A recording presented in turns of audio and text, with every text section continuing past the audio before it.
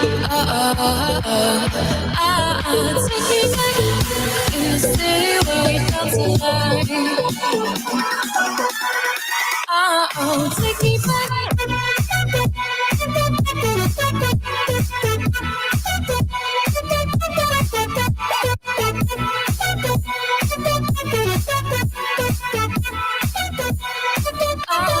Take me back.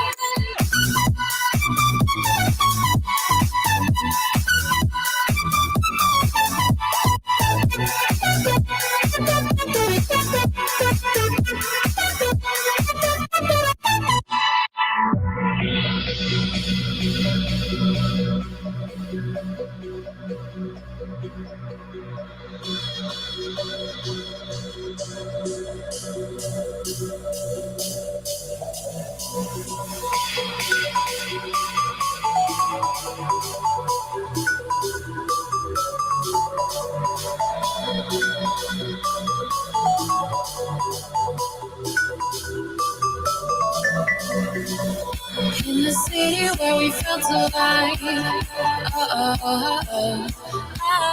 Take me back. In the city where we felt alive.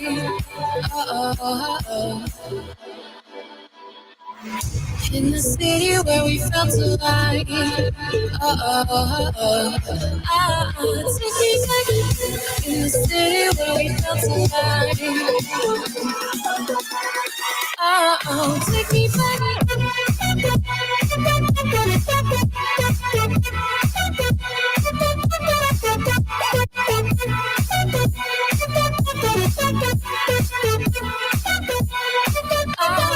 Take me back.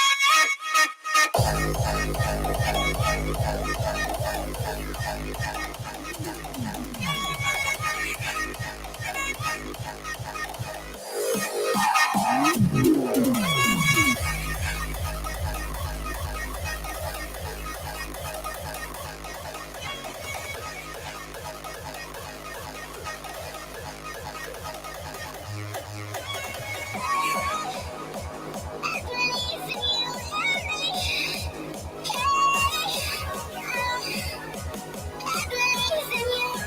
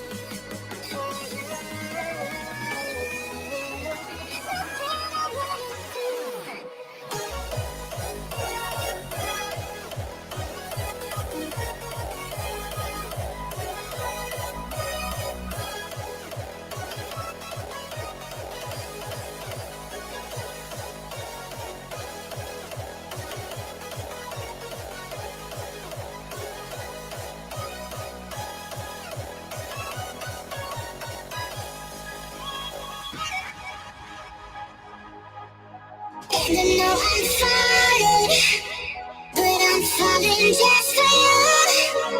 Yeah, I know I'm falling for you. No,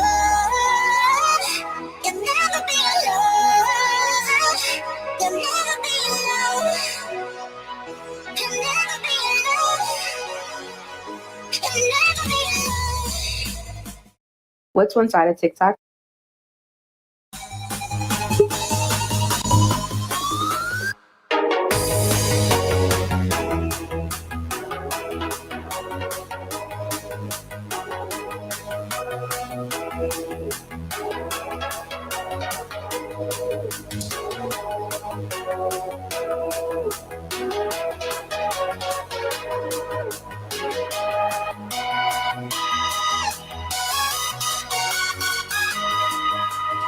And I know I'm falling, but I'm falling just for you.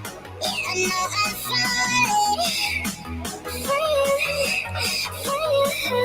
for you.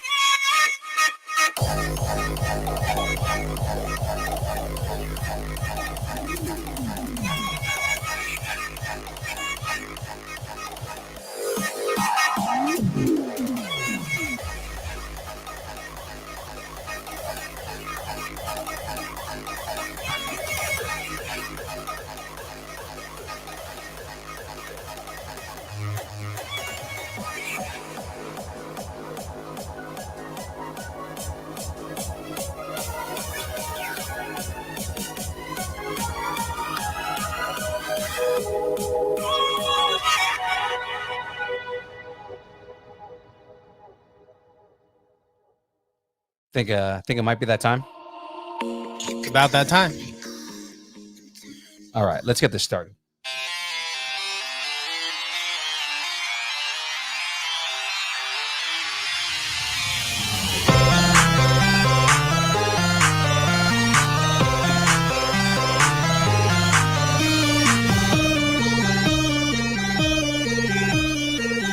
See ya. Distance nerding.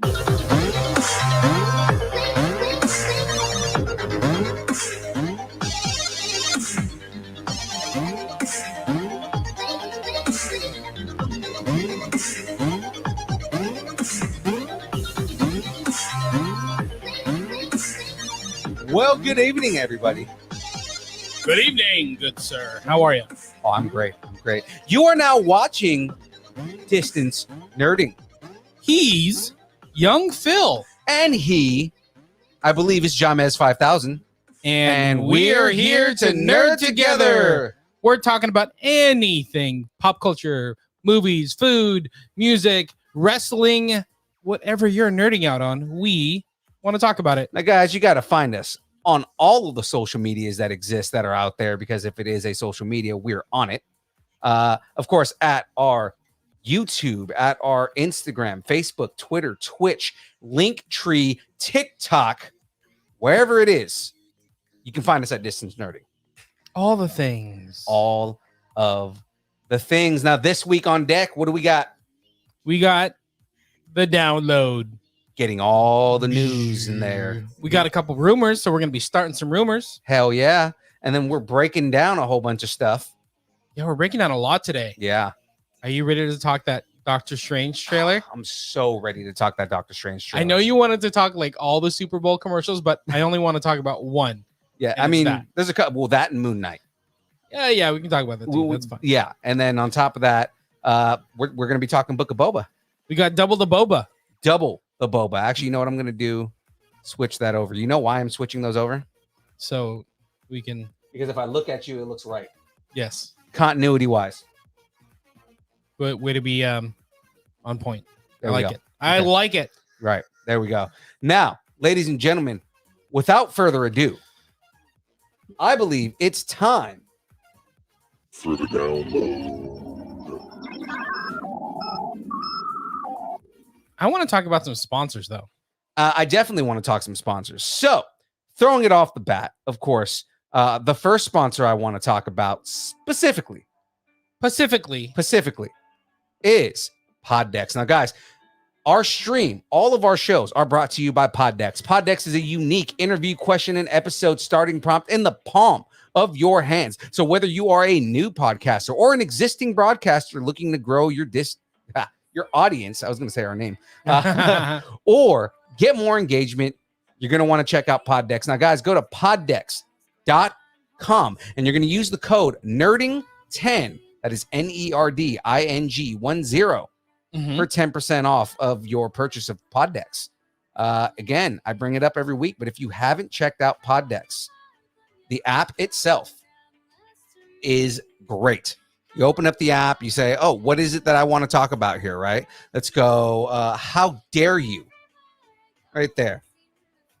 I just saw that Travis was posting some new decks, like interview decks. Look at that question, dude. The first question off the bat. Who is your least favorite friend? Like, who's my least favorite friend in this room? Probably me. I have the answer. Right. That I understand that. It's okay. But it's also my favorite friend in the room. So there you go, right? Is it Boba Fett? Boba Fett. Oh, Boba Fett. Anyways, so if the stream is brought to you by Poddex and you're wondering why young Phil has so much energy on a regular basis, it's because young Phil is brought to you by Dubby. Dubby is an emerging brand of energy drinks created to help focus, concentration, reaction time with no jitters or crash. Dubby contains no maltodextrins, no sugars, no fillers, no artificial colors, no dyes, anything like that. It doesn't have all of the extra stuff that just kind of bloats it out the way that some other competitors have their energy drinks. Now, guys, if you want to find out more about Dubby, go to dubby.gg. That is Dubby. Hold on. .gg. And use the code NERDING10. Pretty much everywhere you go on any of our sponsors, you go to NERDING10, NERDING 10, and you get 10% off your purchase. How cool is that? There it is. I like it. How cool is that? Now we have one other got sponsor. sponsors. We got friends. Exactly. We have one other sponsor on the show here. And we actually have a video for this one. So real quick. Make plans now for this year's Capitola Collecticon, March 4th through 6th. Star Wars Sunday at Capitola Collecticon happening March 6th. Come meet the original Mandalorian and Boba Fett cast members. For general admission or VIP passes, visit CapitolaCollecticon.com. There you go. That's much better than me reading a bunch of crap. I know, right? So That guys, sounds so much better. go check out Capitola Collecticon. If you're not already going, do it. And then at checkout, when you're buying your passes, put in the code NERD, nerd, and you'll get, what was it, $5 off? Yeah, you get $5 off your 2-day pass. You get $5 off a 2-day pass. Yep. So that is Saturday, which is the Sons of Anarchy Day, and Sunday, the Star Wars Day, with 5 freaking Boba Fetts. 5. That's a lot of Boba Fett. See that mythosaur behind me right there? 5, guys. Do it. Do it. Do it. Which we heard in Book of Boba. Do it. Do it. I mean, dude, I don't know if you've been following the live streams from Capitola Collecticon. Oh, yeah. Dude, they're so good. Everybody is jumping in. Everybody is super excited about it. Every time Rob goes on live, there's something new that he's showing off. Oh, Whether it's like, oh, we have a new guest, or here's a new print, a new Boba Fett print. Here's some new pops we got. Here's this, here's that. New vendors. It's crazy. Yeah, man. It's all kinds of fun. As we're doing this, I'm gonna go ahead and load up some Dubby. Hey, you do that. And by the way, we'll be at Capitola Collecticon Oh, we absolutely will. all the days, all the things. All of the So things. come by, say hi. We'll be hanging out. If you want, follow us on Instagram and get a chance to win some Funko Pops. We'll have, I think, 3 Funko Pops a day. Right. A That day? was- So we're doing 6 total? Yeah, that we're going to be giving away at Capitola Collecticon. So all you Nice. got to do is come by our booth, tell us what's up, follow us on Instagram, and then you're entered in. That easy. That's pretty dope. And we got all kinds of friends going. It's going to be great. Oh man. Tim Donaldson's gonna be there. C. Michael Nelson. See Andrew Andrew Nelson. Nelson. I don't know Yep. why I said C. Michael. C. Andrew Nelson. Yeah, Alan Fernandez. Alan Fernandez. So Tim Donaldson is an original Jawa. C. Andrew Nelson has logged the most hours in that Darth Vader outfit on screen, something like that. Mm-hmm. Alan Fernandez is the original Tusken Raider, the guy with the gaffy stick. Yeah. It was that guy. He's the dude that they basically did a boomerang on before boomerangs were a thing. Exactly. He created boomerangs. Yeah. Why? Because he trains elephants. Yeah. That's so crazy. Like, how'd you get in the movie industry? Yeah, training elephants. Well, you better put that on screen. That Debbie's about to blow up. See all the bubbles, The Bublés. the Michael Bublés. Yeah, that's pretty cool. But yeah, all kinds of stuff. They just announced, I think it's Lauren Mary Kelly, who is the stunt actress for The Armorer. So you actually get the armorer, and then the stunt actress Oh, nice. will be there as well. And she's been in all. She actually did the mocap for the Ahsoka fight scenes, like the animated fight scenes. Nice. They mocap the whole thing with her and Ray Darth Park Maul. with her and Ray Park. Yeah. Yeah, because So- Ray Park actually did the mocap for that scene. Exactly. So she'll be there too, signing autographs. How cool is that? That's pretty dope, man. That's actually pretty cool. Yeah, I know. I was super excited about that. Sup, nerds? What's up, Tyler? How are you, buddy? It's been a long time since I saw you. Oh, wait. It's been about 10 minutes. But we got a lot of news to get to. We got news and breakdown to get to. Oh, thank you, sir. I don't want to use Emmett. That feels weird. Well, I just washed him just for you. Okay. As long as you washed them. No, I did. I washed him just for you. He's Sure. like porcelain. Hold on. Cheers. Cheers. Salud. Salud. Riveting podcasting going on right now. Oh yeah. Taste testing, and we're just out here drinking Dubby. All right, y'all, let's get into some news. And don't forget, Distance Nerdington Post. If you're on Facebook, just go join the Facebook group, the Distance Nerdington Post. That's our little group where all of us are talking about trailers and memes and all kinds of nerd stories that are going on. So we got a ton of trailers. Right. Jurassic World Dominion, which came out like late last week. The Teen Titans Go came out with a new trailer. Right. There's been like Bridgerton and Downton Abbey trailers for those. That's not so much for me. I think that's a bird thing. That people are nerding out on period stuff, I guess. I don't know. What was it that bird said she is, an Anglophile? I don't know. Sounds racist, but whatever. But the big one that came out, Doctor Strange, Yes. the Multiverse of Madness. We're going to be talking about that Woo. later. We're going to be doing a whole breakdown of that trailer. Wow. Oh, man. I So didn't- excited. At first, I didn't know that trailer was coming. No, I think a lot of people didn't know. I think everybody was expecting Kenobi. Yeah, and then what happened in that trailer, what they showed in that trailer, Oh, yeah. that was bonkers. Bonkers. Yeah. Stick around, guys. We will be talking about that in a little bit. All right. Let's get into the news. Ready? Do it. Because Yeah. there's a lot. So apparently Disney wants us to talk about Bruno. I know, right? We don't talk about Bruno. So Encanto, right, was a modest hit when it was released in the theaters, but once it got on Disney Plus, it kind of It took blew off all up. again. Yes. It That's gave the everybody only that thing everybody's access. talking about, man. Yeah, for the longest time.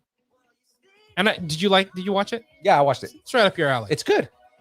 I liked it. It was really good. Mhm.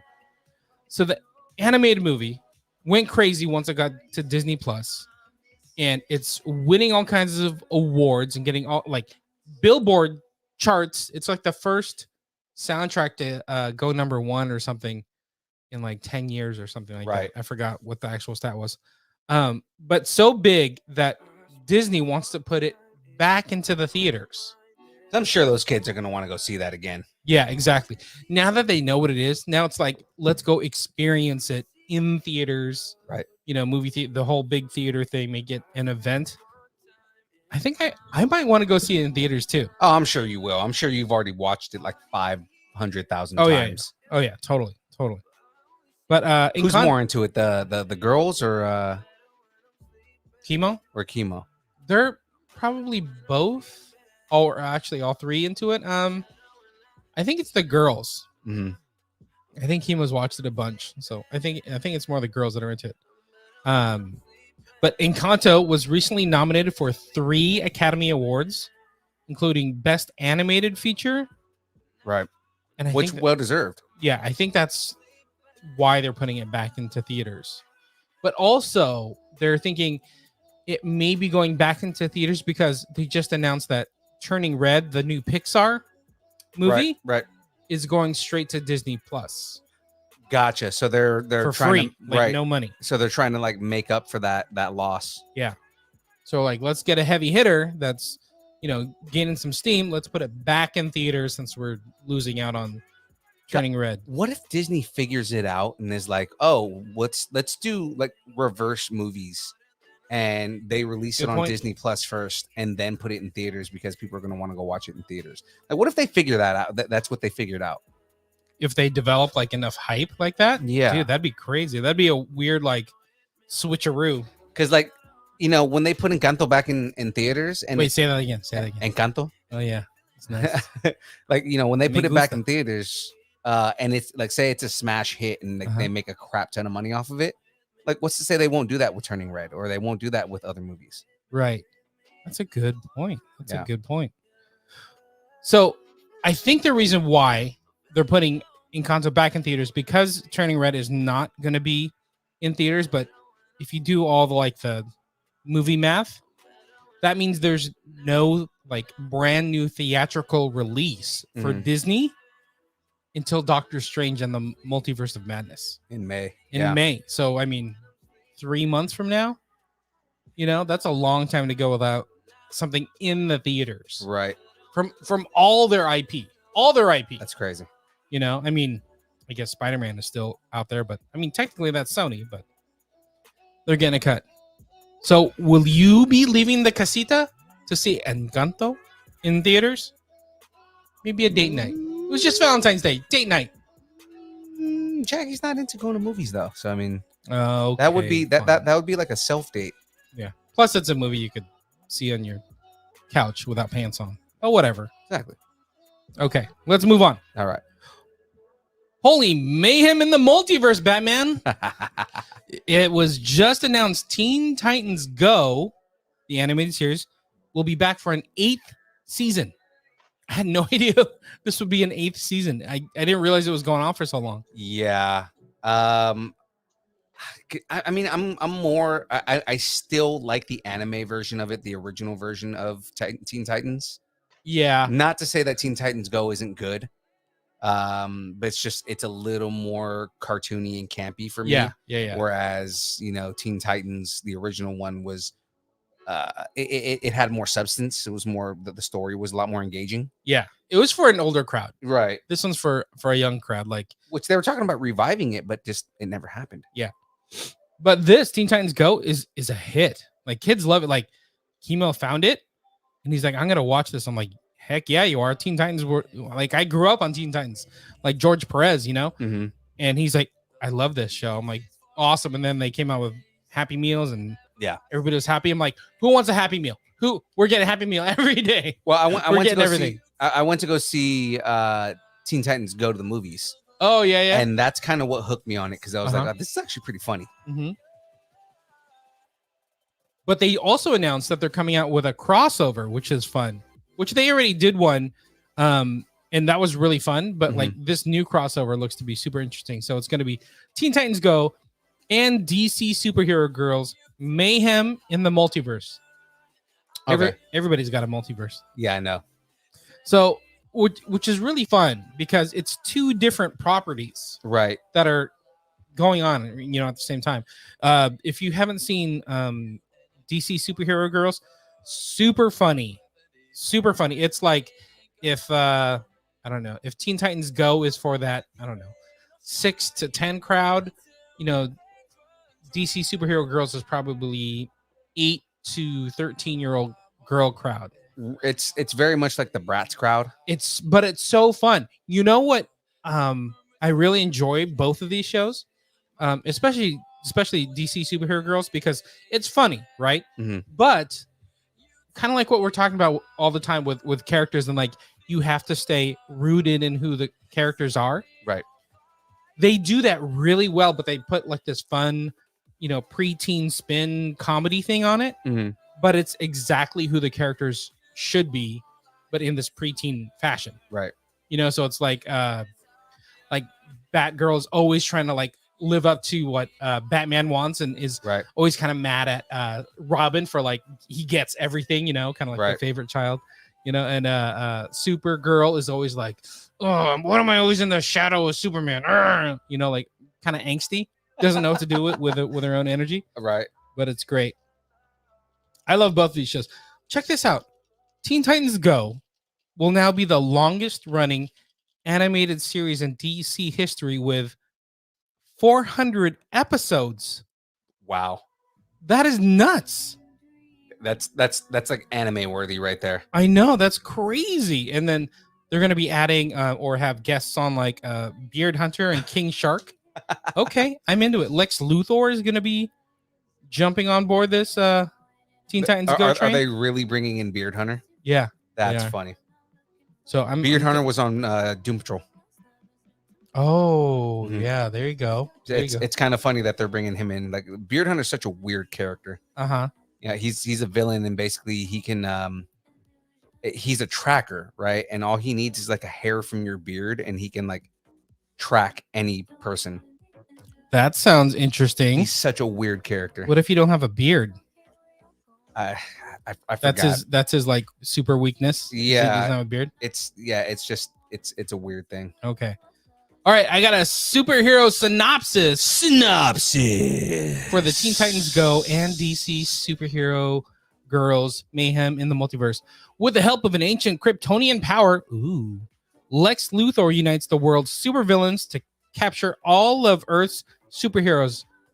Only the DC Superhero Girls are left to stop the Legion of Doom. Ooh. Our heroes must cross dimensions to rescue their fellow superheroes from the Phantom Zone. Oh, okay, all right. Interesting. Okay, so they're going to a prison world. Okay.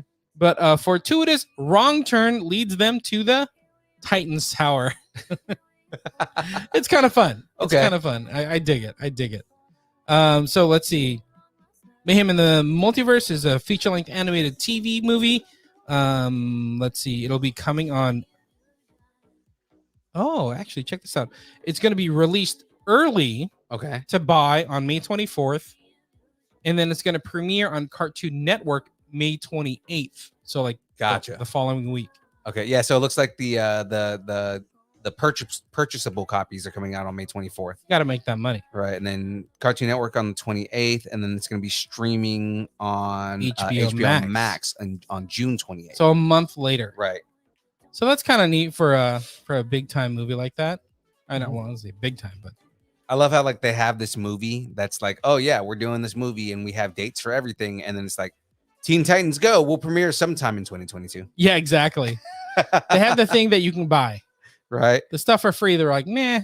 They're like, yeah, we'll talk about that later. It's coming at some point. Exactly.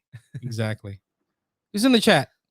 I was going to say hello. You were talking, but I was going to say hello to Amy, who said hello to us. Hi, what's up, Amy? And then Tyler Yancey in here. Mm-hmm. Then my boy Henry Gomez. What up, brother? What's up, Henry? What we got here? He says, Teen Titans Go. I'm liked by the anime community. I should be in anime. There you go. Because it's chibi, man. I mean, that's the thing, is that it's a different feeling because it's a chibi thing, and it's not 100% anime. It's almost being like 200 episodes. There you Dang, go. I can't think of any other cartoon that has gone more than 200. And that's true. I mean, the most episodes or most cartoons usually end around 200 episodes. So the fact that this is like up to 800 is just ridiculous. I mean, it's got to be like The Simpsons. Who else? SpongeBob, maybe? Yeah, well, SpongeBob has like 24 seasons or something like Yeah. that. It's crazy. South Park. South Park, yeah. Mhm. So it's pretty far up there, you know? It's a lot to talk about. Right. All right. We're going back to our childhood toy bins. Are you ready? Yeah, let's do it. So the Nacelle Company, the studio that gave us Netflix's the toys that made us and the movies that made us and Behind the Attraction on Disney Plus. Down to Earth with Zac Efron. Mhm. The Center Seat with on History Channel. I didn't realize, and you know, it's funny because they all like run the same way. It's Yeah. very much the same type of show. I did not realize that they were all the same company. Yeah, it's all by the Nacelle Company. So Nacelle is bringing back a toy store near you on Amazon Prime for 2 more seasons. So is that 4 seasons total? Or is that So is that going that to will be 5? season 5 and 6. Oh wow. So they're going ham. They're Yeah. going big. Yeah. Our boy Andrew from Toy Fusion, he was on season 3. Right. Same with I think the Bat Cave, which is in Santa Rosa. Not that far from here, like 2 hours away. Okay. I think they were on season 2. They were on season 2. There's been a few stores here in like NorCal Yeah. that have been featured. So this, if you're not familiar with it, so the whole series is it's kind of documentary-ish about toy stores and their stories behind the people and the people that frequent the stores. A lot of season 1, season 2, some of season 3 was about how they dealt with the pandemic, Right. which was an interesting spin of like, how do we survive? And you know, there's a lot of stores that didn't survive. Right. So it was really interesting to see how It's that, actually interesting to think like how many of the stores that were featured in the first 2 seasons are still around. yeah, exactly. You know. What's interesting though is that they spotlighted all these stores, right? Mhm. They have a big, you know, what is it? Brian Volkwise, huge toy fan. He's the guy that runs Nacelle. He shines a spotlight on all these toy stores, right? But he donates a majority of the profit back to these stores. Right. To keep them running. Exactly, which Yeah. I didn't know about. And I'm like, oh, that's actually really cool. It's like a super cool, like noble thing to do. Yeah, and it's not like they advertise that or anything. Right. So anyway, the studio has greenlit Toy Store near you for season 5 and season 6. They haven't announced what stores will be in them or Okay. in the series yet, but I'm excited because it's fun just seeing all the toys and all the stories behind them. Right. And they actually let's see. They just released a special episode because they found a store called Repeats Collectibles in New Hampshire Right. that started because of this show, which Oh, was kind of wow. a fun idea. So it was like a couple that started watching the show. They're like, you know, we love toys. We've always wanted to do this. Look at how cool it is. You know, it's not just our little, you know, niche that, you know, we love toys. We know that there's a big community out there. Yeah. Let's dive in. And so they were inspired to start their own toy store called That's Repeat super cool.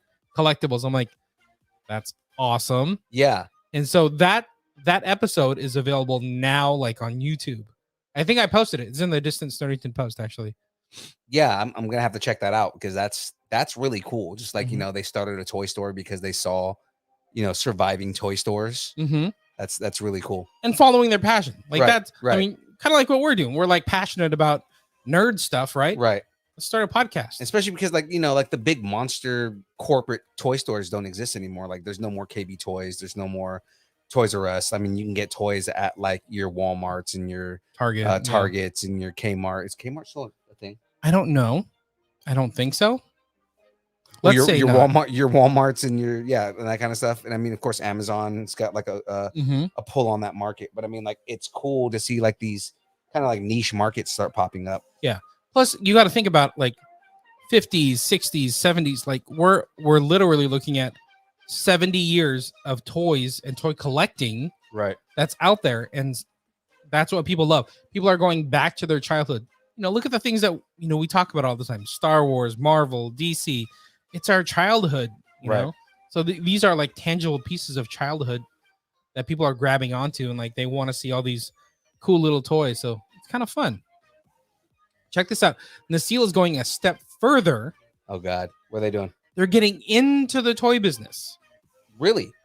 So they're launching a new toy division for like nostalgic franchises that you may have remembered or just like not like, I don't know, I guess they're not Transformers, they're not Star Wars, they're not the big ones. Right. They're not the like all small big- ones. Right. Like Great Garlu, Right. which was like, I think they just actually released a Funko Pop of that. Power Lords, and then this one I totally forgot about. RoboForce. RoboForce. I have Yes. some RoboForce toys Do you? in my garage right now. Oh, that is awesome. I should have brought it over. I should have. You really should have, man. That would have been great. Way to plan this out. But But they it's because we're hacks and frauds. That's why. exactly. They went out and got all these IPs, right, for all these different, toy franchises. Right. They bought them all up. Now they're going to be re-releasing some of these toys under the Nasil Company name. That is super cool. So I mean, it's super niche, but it's super fun that they're doing this. I mean, the Nasil Company's only been around since like 2017, and like they're producing all these shows. They're creating their own toy line. They're supporting other companies. Right. I dig it. They're just, dude. They're just kind of bringing that nostalgia market back. You know, because I mean, like the shows that they're doing and just funding these like just memory toys, these member berries. Yeah. Like just everything that they're doing is just it's awesome, man. Like, just they're keeping our childhood alive. Right. In a way that Michael Bay can't. Ooh, hot take. Hot take. So there is one franchise that kind of sticks out. So back in 2021, they partnered with Super 7 to revive the 1980s animated franchise Silverhawks. And I was going to ask about that too. So imagine that. That's going to be a whole new toy line as well. I think that show is supposed to go to Netflix. I was saying they're doing a TV show too, right? Yeah. Yeah. So that's going to be produced by the Nasil Company, and then a toy line to support it. And you know what's funny? I remember Silverhawks. I used to love Silverhawks. And it was like G.I. Joe, Transformers, Thundercats, and then Silverhawks. Right. But so not a lot of people were like in love with Silverhawks, but it was right there. It was so cool. I thought it was a cool little and they show. live in the same universe as like Thundercats. Yeah. And who else is in that universe? It was Silverhawks, Thundercats. Nasil Company is going to tell us. Yeah, there was another franchise that lived in that universe. Yeah. He-Man was right there too. They're Mhm. not in the universe, but it was like G.I. Joe, Transformers, Right. He-Man, Thundercats, and then boom, Right. Silverhawks. So it was all right there. Dude, So I'm cool, man. I'm super excited for a toy store near you. And shout out to Toy Fusion, Right. who helps out with our show sometimes. Our boy Andrew, Mm-hmm. so he'll get some more notoriety as well. Hell yeah. I dig it. In fact, this whole segment was brought to you by Toy Fusion. Oh, look at you. Go to toyfusion.com. Get you some toys. Get yourself some toys. He will ship it to you. Oh, he will. I'm pretty sure I He saw that will. on the website. Yeah. I know that because I was helping him out shipping some of that. Yeah. So he will ship you toys. Yeah. Guys, if you are on the East Coast and you're watching the show right now, do it. Do it. Do it. All right. So we're talking about Nasil bringing all this stuff back. Now we're going to talk about some stuff that's going away. Sort of. Yeah. So Viacom CBS, the big, huge company, Mm-hmm. is no more. Really? It's going away. Are they dissolving or are they just being like absorbed? Viacom CBS will now be known as just Paramount. Not Paramount Plus, just Wow. Paramount. Okay. Right? So there's a big Investors Day event. Disney had a big Investors Day event, right? Right. So Paramount, Viacom CBS, just did the same thing, and they announced that they're just going to be called Paramount from now on, which I like. It's much easier on the brain than Viacom CBS. It's much less corporate-y. Right. Than the 500,000, different corporations that all live under that umbrella. Right. And instead of being like this big media mogul, they're more like, hey, we're an entertainment company. Right. Called Paramount, which is kind of cool. I dig that. And it's like effective today. Okay.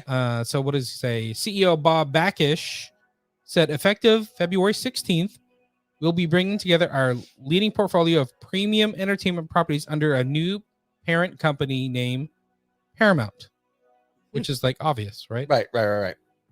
But if you think about it, like it puts them right there with Disney, like Disney and Disney Plus. It's Paramount and Paramount Plus. Right. Way too similar now I'm thinking about it. But all those companies, CBS, Nickelodeon, Comedy Central, MTV, BET, all that stuff. Pluto TV, which is on Roku. Pluto TV's on Fire TV too. Oh, it is? I have it on my Fire TV. There you go. Mm-hmm. It's all like one umbrella, just like it'd be, Disney, Pixar, Marvel, Star Wars under Disney. Smithsonian TV. It makes so much sense. Yeah. So much sense to like bring it all together. That's okay. It's kind of a big deal. Kind of is. So they talked about like it's the name recognition, the unification. It just makes total sense. Right. But on top of that, they announced a ton of stuff under Paramount and they wanted to hit it big. Yeah. With this new name. So Autobots roll out. Yes. A lot. We're a full year away from Transformers Rise of the Beasts, the new, theatrical movie. Right. But it was confirmed that Rise of the Beasts will start off a new trilogy. I'm still skeptical until I see the movie. Because even the trailer, no matter what, it's going to look badass. Like, I'm skeptical until I see the movie. Right. But, I mean, we're over a year away from it, and they just announced it's going to kick off a trilogy. Right. Like, oh, they are going all in on this. I see how it is. So they also released that Rise of the Beast will be set in 1994. Okay.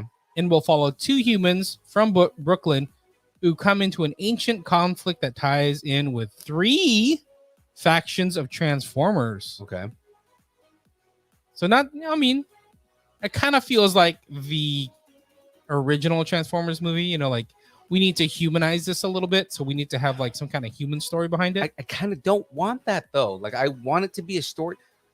This is why the animated movie or the animated series that they did on Netflix did so well is because they did not focus on people. Nobody cares about the human element. Everybody wants to see robots beating the crap out of each other.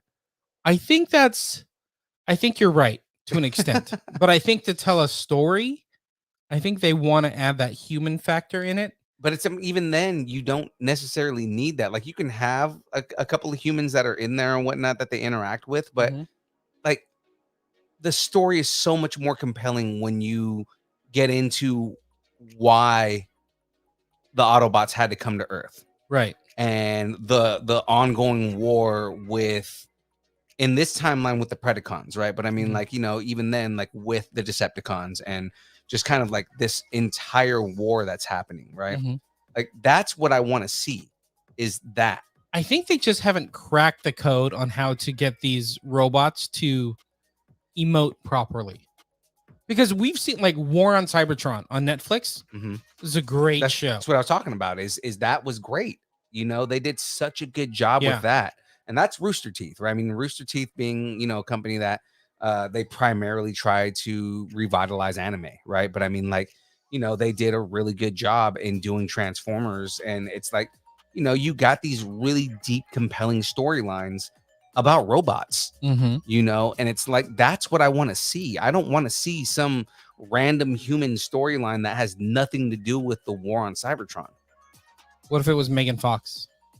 Honestly, even with Megan Fox, I don't care. Okay, I just had to ask. I felt like their story muddied up everything that we wanted to see about Transformers.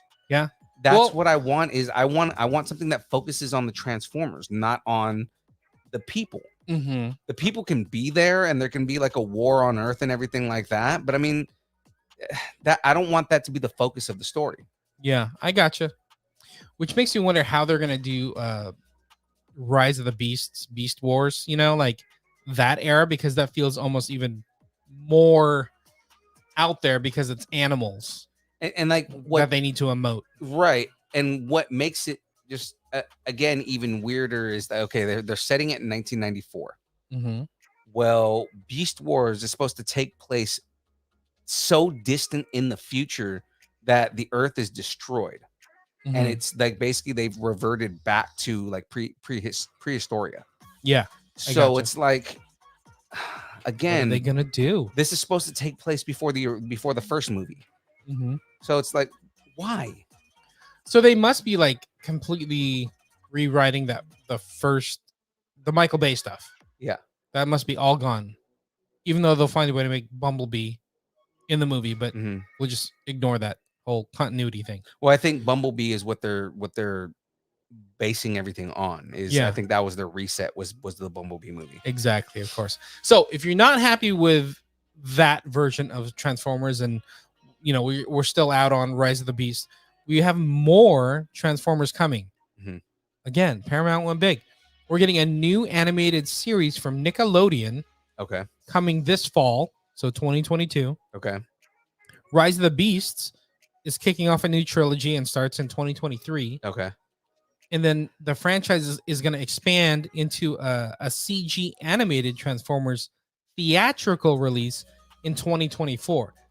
See, the animated stuff is usually good. It's the live action stuff is where Yeah. is where they mess everything up, and it's because you have these studio heads that think they know what they're doing, and then they're surprised when, how come it didn't make that much money? It's because you guys don't know how to talk to the fans. Right. You guys don't know how to listen to the fans. You guys think you're doing what you think you want, what you think the fans want, and you're going in the complete opposite direction. Right. Well, I mean, this marks like the last full Transformers animated movie Mhm. was like the 86 one, Right. with Prime and Hot Rod and Unicron. and Galvatron and all that, Galvatron, yeah. right? And You got the touch. You got the power. get Starscream Prime for like 10 seconds. Yes. Yeah. That did not last long. No, because Galvatron murdered him. But I mean, go watch the movie, guys. Yeah. Spoiler alert for For a movie from 1986. Yeah. It's pushing 40 years. Like, geez, Right. come on, buddy. All right, let's keep going. Mhm. More Paramount stuff. Cowabunga, dude. Cowabunga! All this news makes me want to eat a pizza. So there's a new... that sounds right. That's my best Michelangelo.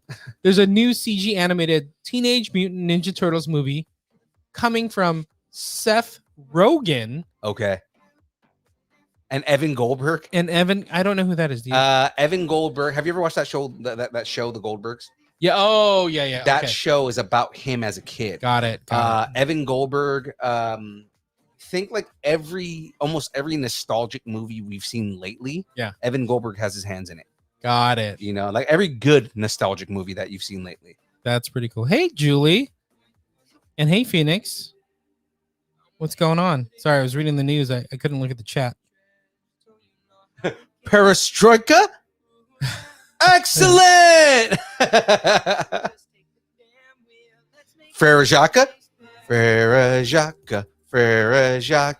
Dorme. No, dude. Okay. Oh. Look at you go. I love that movie so much. So they just showed the new logo for the new TMNT movie. Right. And for some reason, like it's just a logo, but it reminds me so much of the original like Eastman and Laird.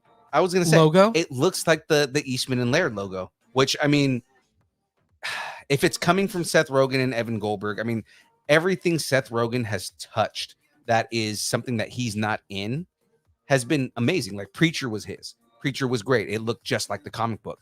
Yeah. The Boys is his, and we all know how big of a hit The Boys is. Mm-hmm. Like Seth Rogen is really big about he said it like with The Boys. He said he wants these things to be comic book accurate Mm-hmm. because you can make things that are comic book accurate, add to them, and still make it good. Mm-hmm. You know, and Seth Rogen has found that formula. He's done a really good job of like taking the source material and adding enough to it where it's different, but then it's still being something that the fans like. Yeah, I dig it, and I think it's going to be the right mixture of comedy plus the story. Right. Just thinking about like how they handle the boys. Right. You know, it's super shocking, but it's also funny. Right. But it's also telling like interesting stories. So I dig it. Right. So the official Paramount Plus tweet, I'm going to quote a tweet. That's fine. We're hitting a new low. That's not a low. 2023 will usher in a new era of Turtle Mania, brother. Cowabunga! With the theatrical release of a new Teenage Mutant Ninja Turtles movie from Seth Rogen, followed by a series of villain-driven TMNT films exclusively for Paramount Plus. Okay, that's got me a little excited. Because what if we get a Krang movie? Exactly. Are we gonna get a Shredder origin story? Like we'll get a Shredder, or like Shredder in Japan when he was the pet rat of when Splinter was his pet rat. Yeah. Right? Because if you go into the comics, that's like Splinter was his pet rat. That's how he learned how like all of the stuff that he knows, and then he got hit with the radioactivity and became a master on his own. Yeah. And that doesn't come out until like way later on in the comics. Yeah. But who else? I'm trying to remember his name. Rocksteady and Bebop. Rocksteady and Bebop will be cool, but I'm thinking more. Who's the Fly? What was his name? The Hog and the and the Rhino. Yeah. Rocksteady and Bebop. What was the Fly dude's name? The scientist. I forgot that one. We were deep enough with Kang. I'm pulling it up. What's his name? I've got pictures of him. Baxter Stockman. That's right. Baxter Stockman. I want a movie about Baxter Stockman. What up, Greg? Oh, dude. Funny. So that thing that we ordered, because I wanted to kind of be a surprise. That thing that we ordered, I sent you a picture of it. It looks amazing. James, I got to show it to you later. I'll take a look at it. Yeah. As long as we have to keep our pants on. We definitely have to keep our pants on. That's fine. Paramount Teenage Mutant Ninja Turtles animated movie will come out of its shell on August 11th, 2023. Yes. Wait, there's a trailer. They did an Usagi Yojimbo series? What? I'm sorry, I just got to find a picture of it. Oh, he's going to derail us. Thanks, Greg. Just derailed the show. Philippe is going down a rabbit hole, like a samurai rabbit hole, if you will. See what I did there? This is called filler. I'm filling. No. Yes, this is filler. I'm saying. I see what you did there. Oh, it's a new one? Yeah, because it's a comic book, but they're doing a movie about it, or a show about it. A live action, and it's going to be Will Smith as Usagi Yojimbo. That'd be funny. Yeah. Do you want to talk about that for a second? No. Okay. I'm gonna have to read up on it. But I mean, I have not seen that trailer, Greg. I'm gonna watch it, and I will get back to you guys in the post it. That's what I was gonna say. I'll get back to you guys in the Nerdington post. I'll post the trailer and give you guys my reaction. Have Greg post it. You're busy right now. Greg, post it in the Nerdington post. There you go. All right, let's go on to the next one. This next headline has us going back to the future, and probably back again. Mm-hmm. So the next Star Trek movie from producer J.J. Abrams will reunite Chris Pine's original cast, right? Theatrical cast, which is crazy now that we see who they are in 2022 and moving forward, because now all of a sudden it went from we're a small little cast, headed by Chris Pine and Zachary Quinto. Mm-hmm. Now all of a sudden everybody is huge stars in their own franchises. Right. It's crazy. What? Okay, so we're probably gonna have to get more into this because you're thinking about Chekhov. Yeah, Anton Yelkin, who played Chekhov. I need to know if somebody is like if they recast for that or Of course, yeah. if Chekhov is just not going to be there. I mean, they said they're getting the original cast together, so I assume they're going to bring everybody back and then probably recast Chekhov. Yeah, which is sad, you know. Yeah, super sad. For those that don't know, the actor that played Chekhov in the reboot movies died tragically in a car accident. Or no, was it a car accident or was it a skiing accident? It was a car accident. Accident. He was he Yeah. was kind of crushed. He was young, man. Crushed and pinned by the car. Yeah. That's what happened. Anyways.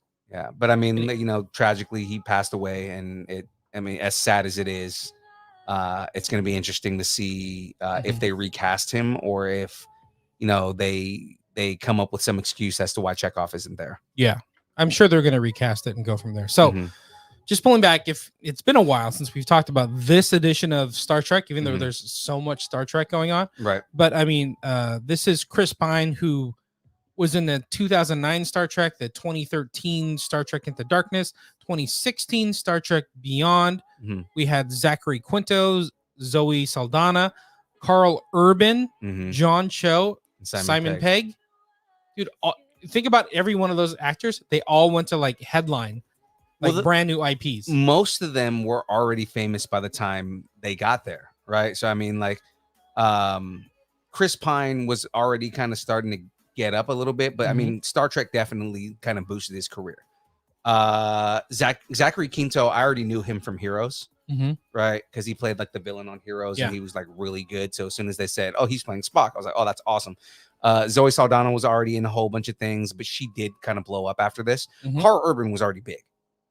Carl Urban had already played a whole bunch of comic book characters and villains and stuff before doing this. But he didn't have Judge Dredd yet.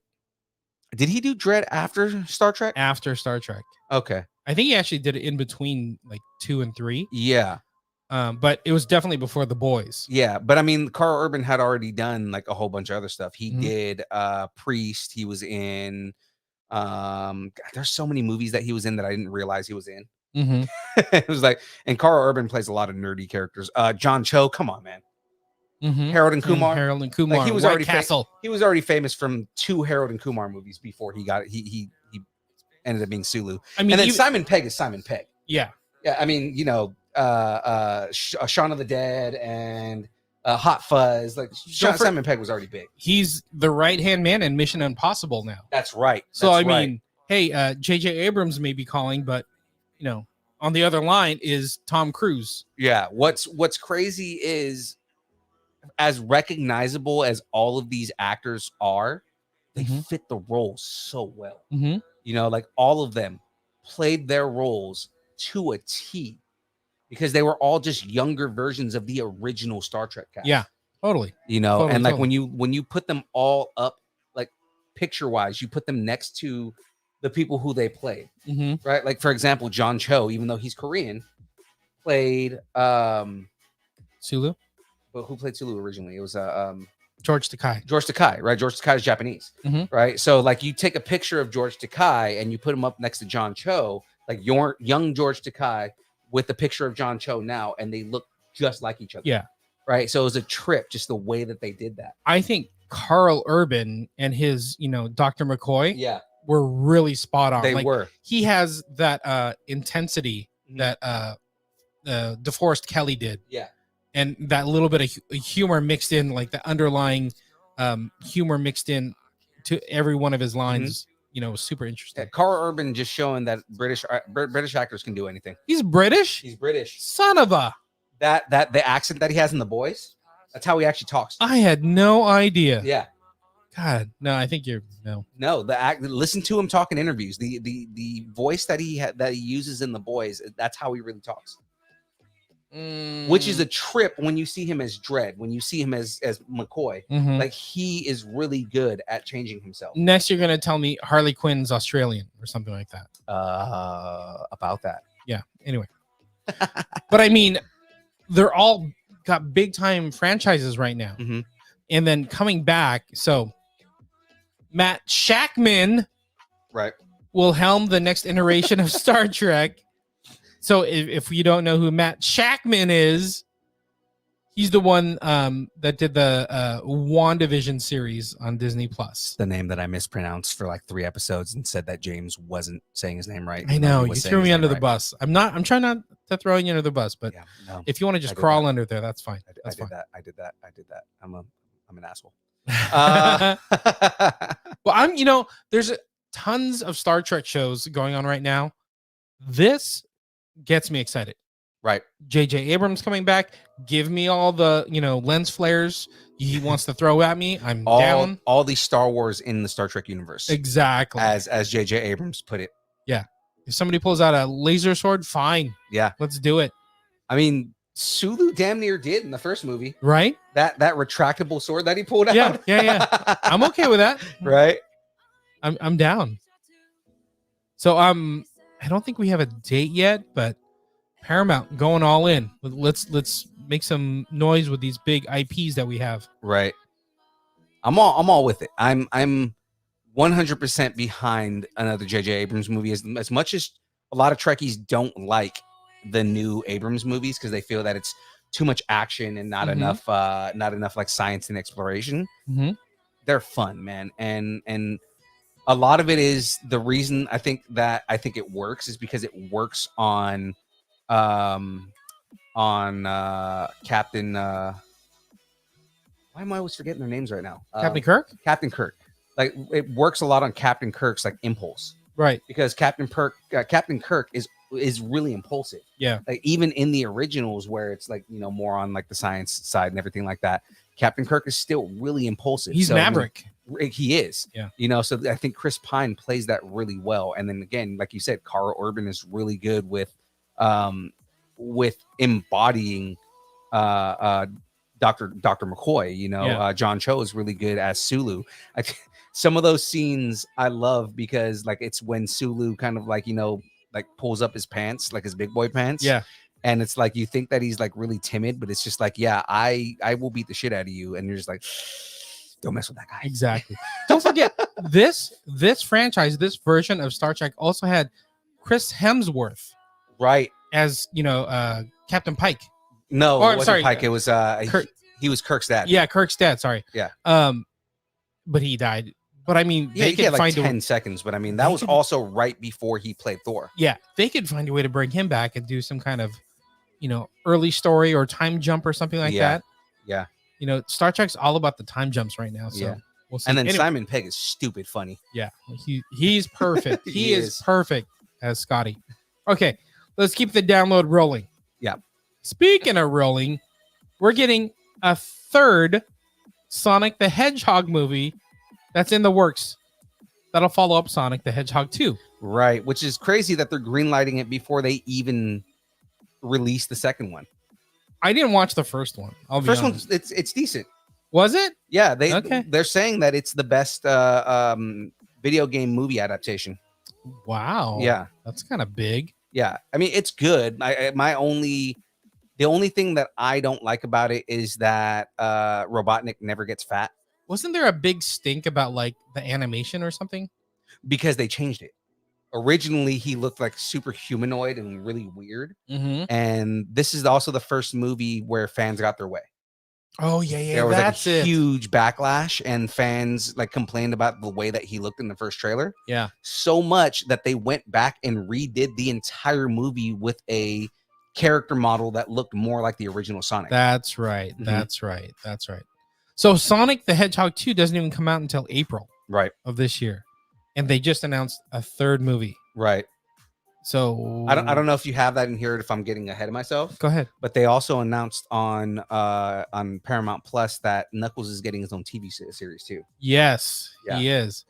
And it's Idris Elba. Yeah, and that's kind of crazy that your Idris Elba is a huge actor. Yeah. And he does mostly features.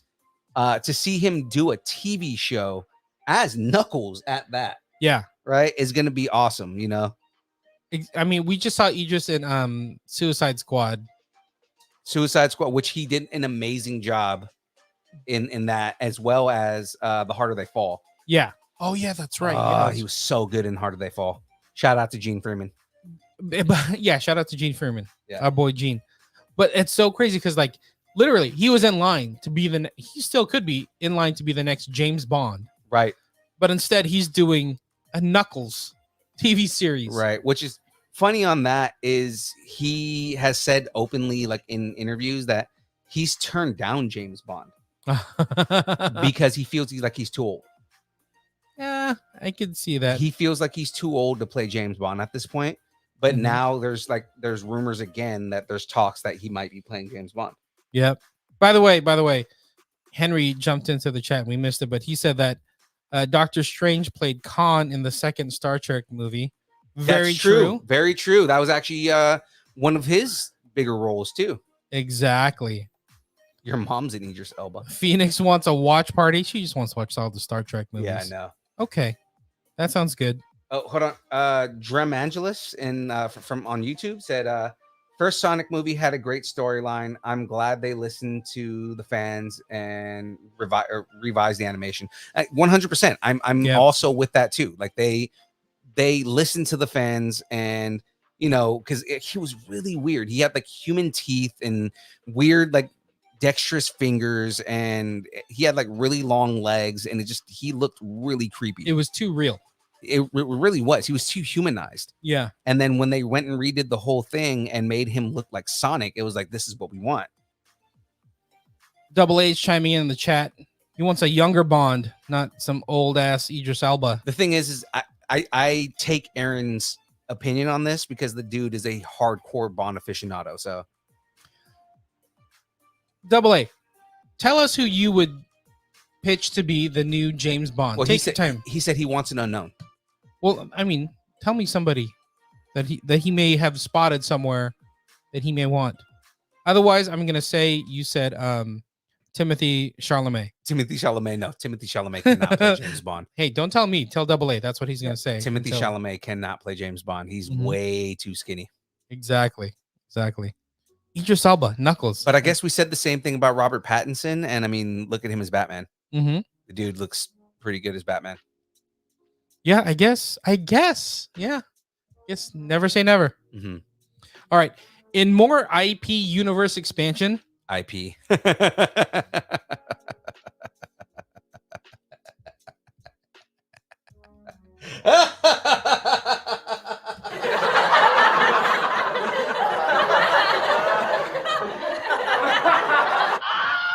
All right, go ahead. Dora the Explorer universe is getting bigger. So Paramount, come on. This is your people. Relax. Did you watch the first movie? The only movie you mean?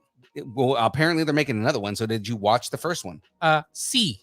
I did not watch the first one. I did, and I liked it. Was it good? So Paramount Plus announced 2 new Dora the Explorer projects. You're not excited for this? I figured these are your people. No.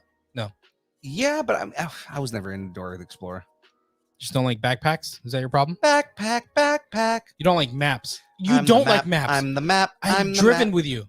You don't like maps. You don't like maps. I have noticed that. That's funny.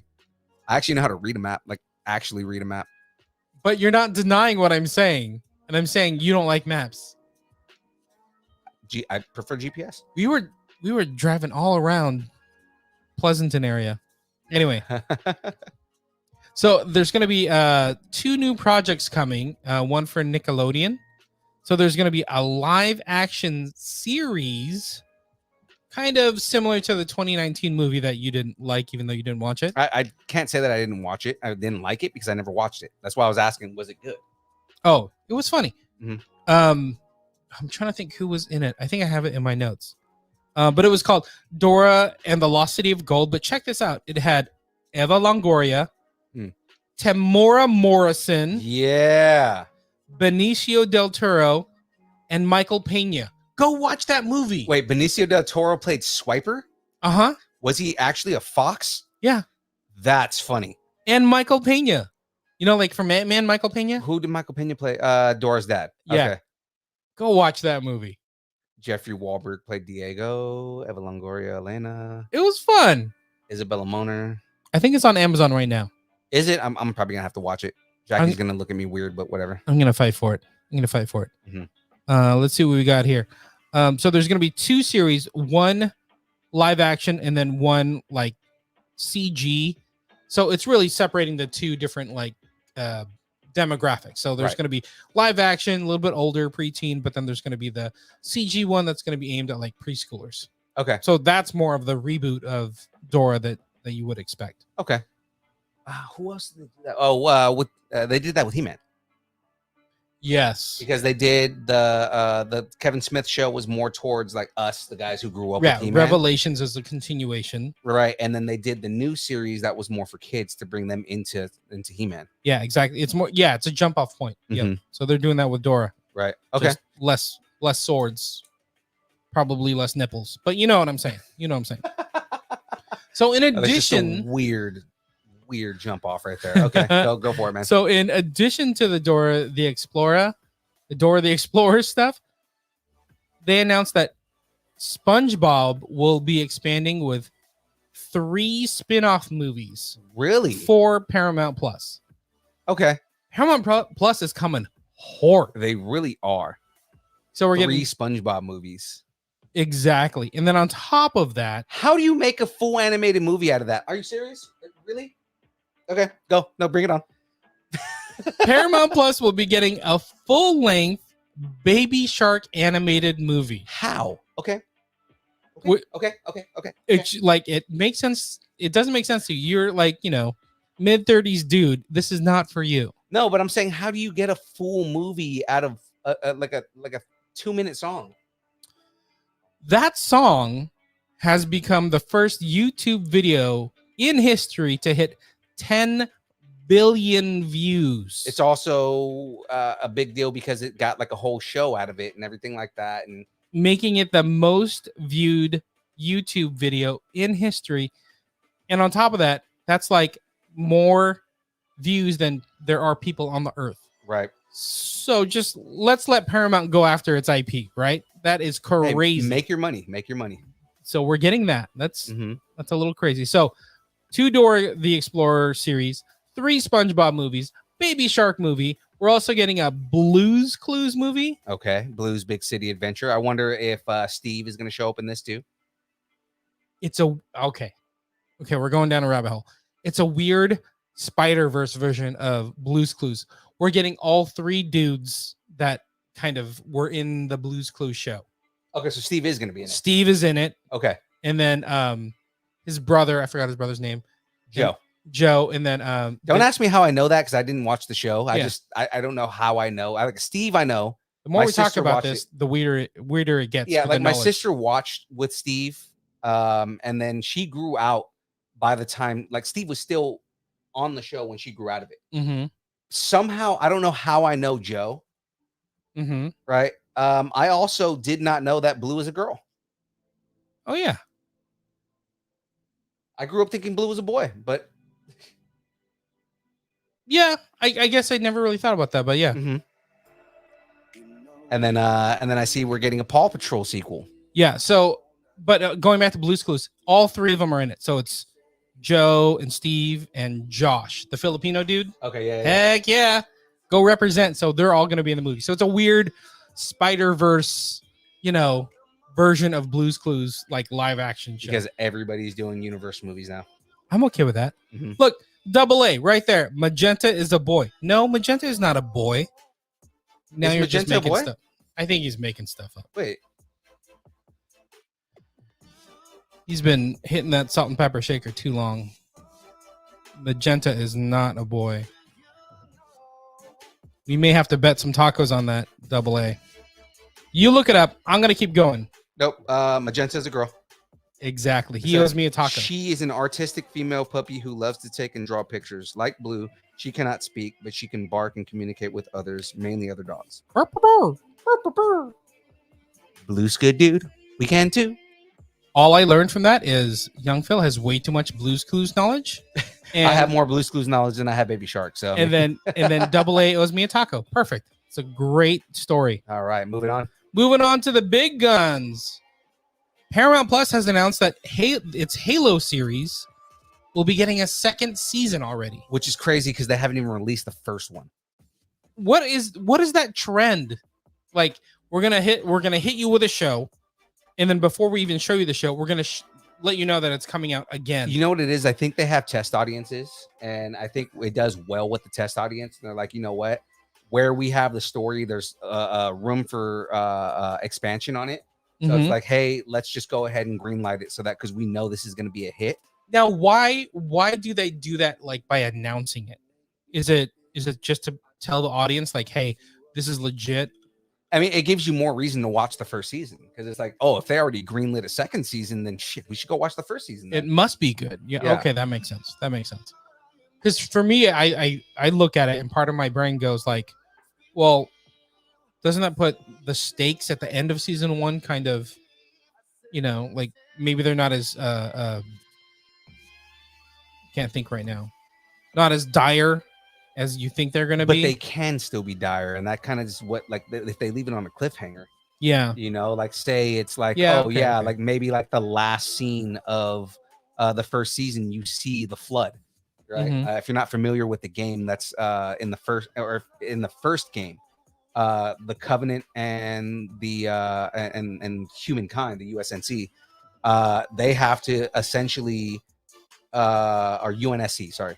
They have to band together to fight the flood because it's like they're like a parasitic race that essentially can like infect everything and kills everything. Oh. And that's what the Halo rings are for. The Halo rings are like a last resort weapon. Oh. That is meant to kill everything in a given galaxy.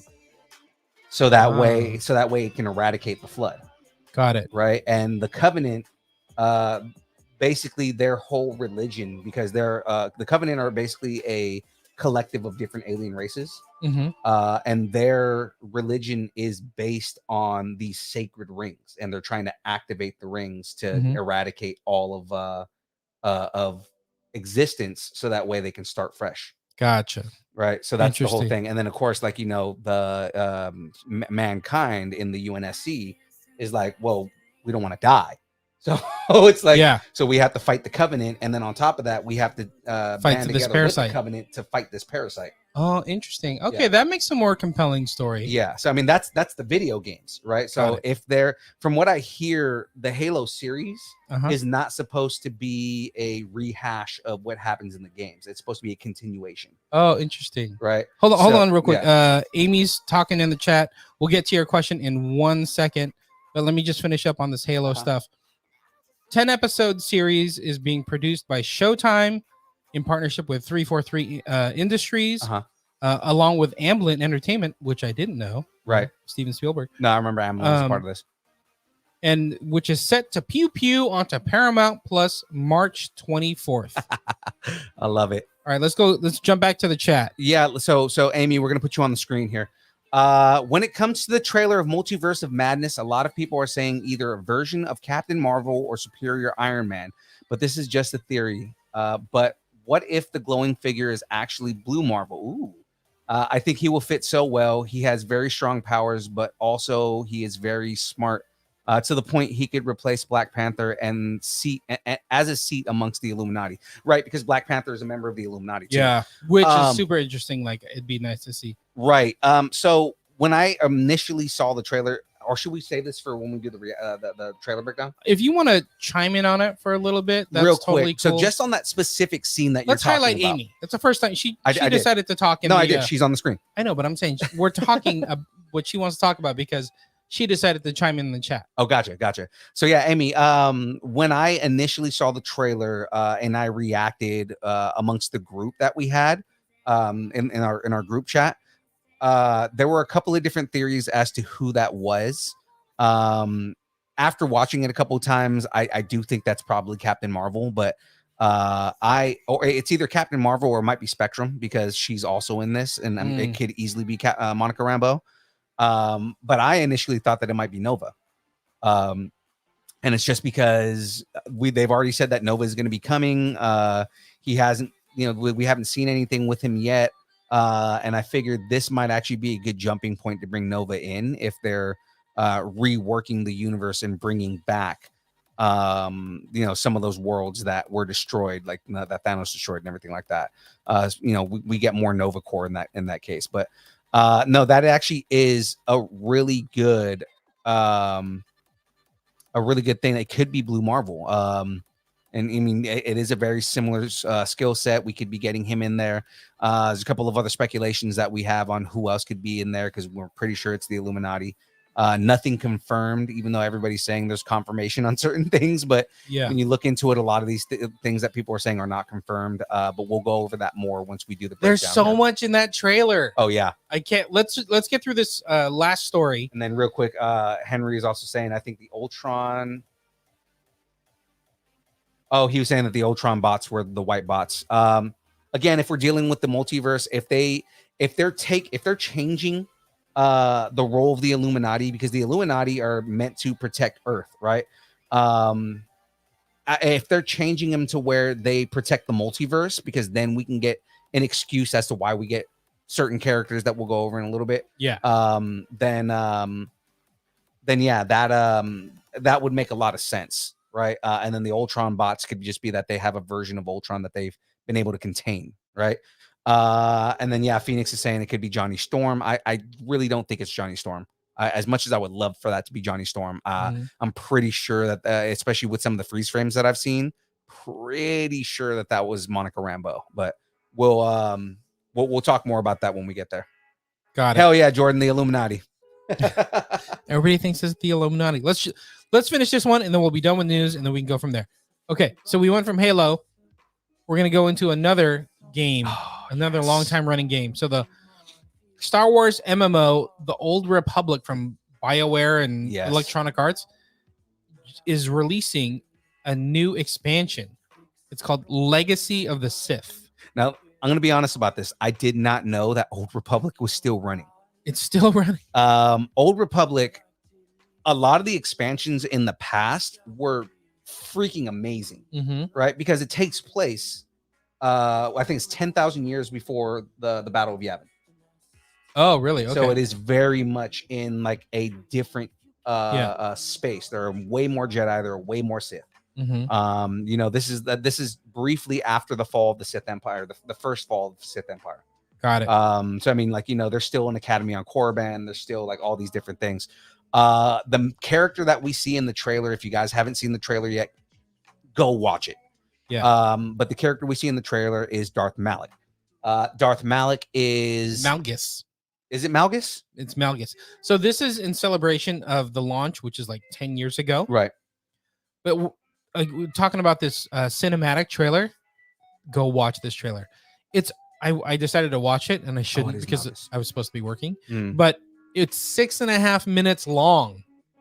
Yeah, it's just like 90% of it is fight scene. Yeah, it's fighty. I'm so down really with good that. Fighty. Yeah.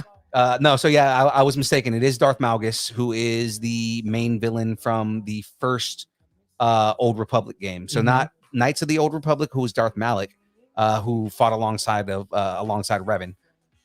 It's Darth Malgus, who is again the main.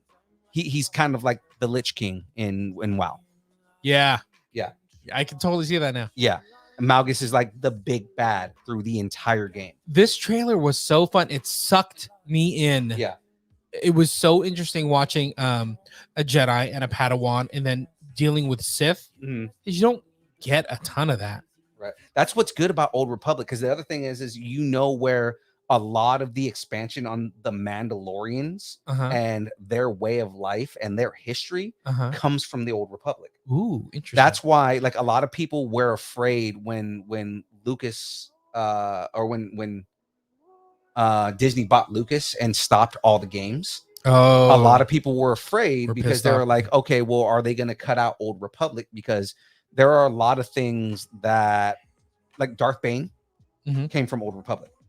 Right. A lot of the explanation of the Rule of Two, a lot of the history of the Sith Empire, a lot of the history of the Mandalorian Empire, how Mandalorians became nomads for a while and they were planetless for a long time. Like, there was these different things that a lot of people just like loved that just disappeared.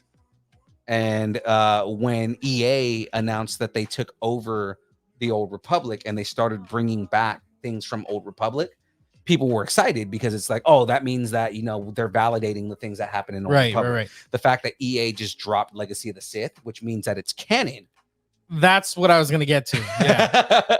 This now, the fact that the game came out during this time period just made all of the Old Republic stuff canon. And that means that everything that people love, to include Darth Bane, Darth Revan, Darth Nihilus, who's one of my favorite all-time favorite Sith. Right. He's like the scariest dude ever.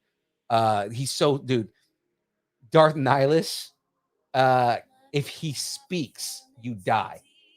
Oh wow. He's Because- like Black Bolt. But see, Black Bolt is because his voice is so powerful. Darth Nihilus is the embodiment of death. Oh. So if he speaks around you, then his power and the Force could cause you to just die. Okay. Right. So like he's a scary character. Like things like that. Like that means that all this stuff is all canon now, and this just makes I'm sure it makes every Star Wars fan that knows about Old Republic that much more excited. It's that's super interesting. Mhm. I'm kind of surprised this came out because it's been such like a High Republic. Mm-hmm. You know, that's the new drive Right. for Lucasfilm. Besides, like, you know, the TV shows and stuff. Right. But all the new material has been High Republic.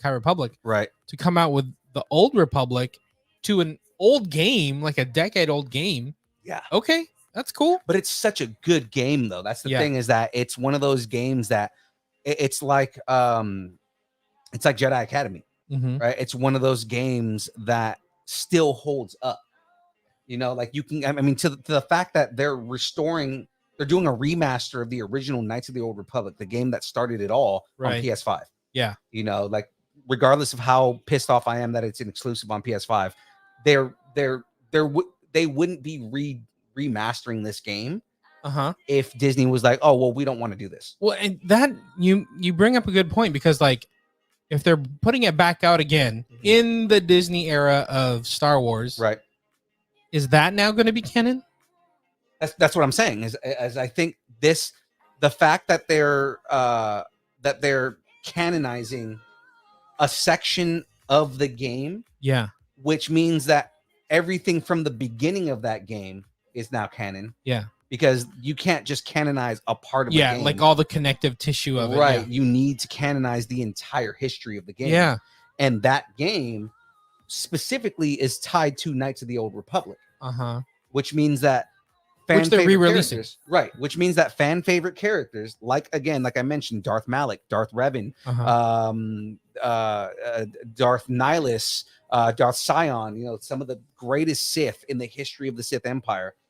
Darth Jamez. Jamez. Yeah. You know, Darth Phil. That's a terrible name. You know, but I mean, like, you know, those characters are coming back. And now they're canon, right? Everybody's always talked about like, oh, I wish they would canonize Revan, right? Or with season 7 of Clone Wars, they have a conversation between Darth Bane and Yoda. Yeah. Right. And that was the first hint that they may be canonizing Old Republic, or maybe parts of Old Republic. Because they were like, okay, well, if they're not going to canonize all of Old Republic, then maybe they'll canonize parts of it, considering that they're starting to mention characters and events from Old Republic. Got it. But now that the game is coming out and that they announced that they're coming out with a new expansion, that means that it's officially canon by Disney standards. Yeah, exactly. Exactly. Look, Phoenix had to chime in. Darth Phoenix. You already got a Dark Phoenix movie. That might actually work, though. I know. Darth Phoenix would actually probably work. That's true. So, Star Wars: The Old Republic is available on PC. The expansion, Legacy of the Sith, is available now. Is it already available? Yeah. Oh, wow. Came out today. Nice. Phoenix, as Phoenix likes to say, PC Master Race. PC Master Race. All right. Do you want to do rumors, or do you want to jump to? We don't have very many rumors, so yeah, let's do the rumors, just because there is one thing that I want to talk about in there. Okay, I'll jam through this one because this one's pretty much a slam dunk. Yeah. Obi-Wan Kenobi series, we're like 3 months away from it. Right. Almost 3 months, a little bit over 3 months. Right. And just preemptively, before we even say what this is, my tacos are on the table, so let's go. Okay. So the rumor is we're getting Senator Bail Organa back into this show. So Jimmy Smits will be coming back for the show, which is like, oh, that's a no-brainer. That makes sense. Yeah. I mean, that's not something, even if it's like one episode for like 10 seconds, it makes sense to get Jimmy Smits back in here. Now, again, now that I'm thinking about it, oh no, this takes place between episode 3 and episode 4, right? Yeah. And yeah, Jimmy Smits is in there all the way. Yeah. Yeah. So the report says that, Jimmy Smits is coming back. He's probably filmed some scenes with Obi-Wan. The report goes on to say that Bail Organa's wife, Breha, will also be in the series. Nice. Okay, great. Like, that's fine. Are we going to see young Leia? But what this leads to is like, are we going to get to see Alderaan? Are we going to get to see young Leia? Well, okay, so again, Old Republic. Yeah. Right? We've seen Alderaan. Yeah. You actually get to go to Alderaan in this game, and it's very green. It's very beautiful. You also go to Dantooine, which is, remember, when Leia was saying that, when Vader was saying, where's the rebel base? She said it was on Dantooine. She threw it under the bus. Yeah, she said it was on Dantooine. So you actually do get to go to Dantooine in Old Republic. And you get to go to Morag before the Night Sisters. Oh, Kind of interesting. cool.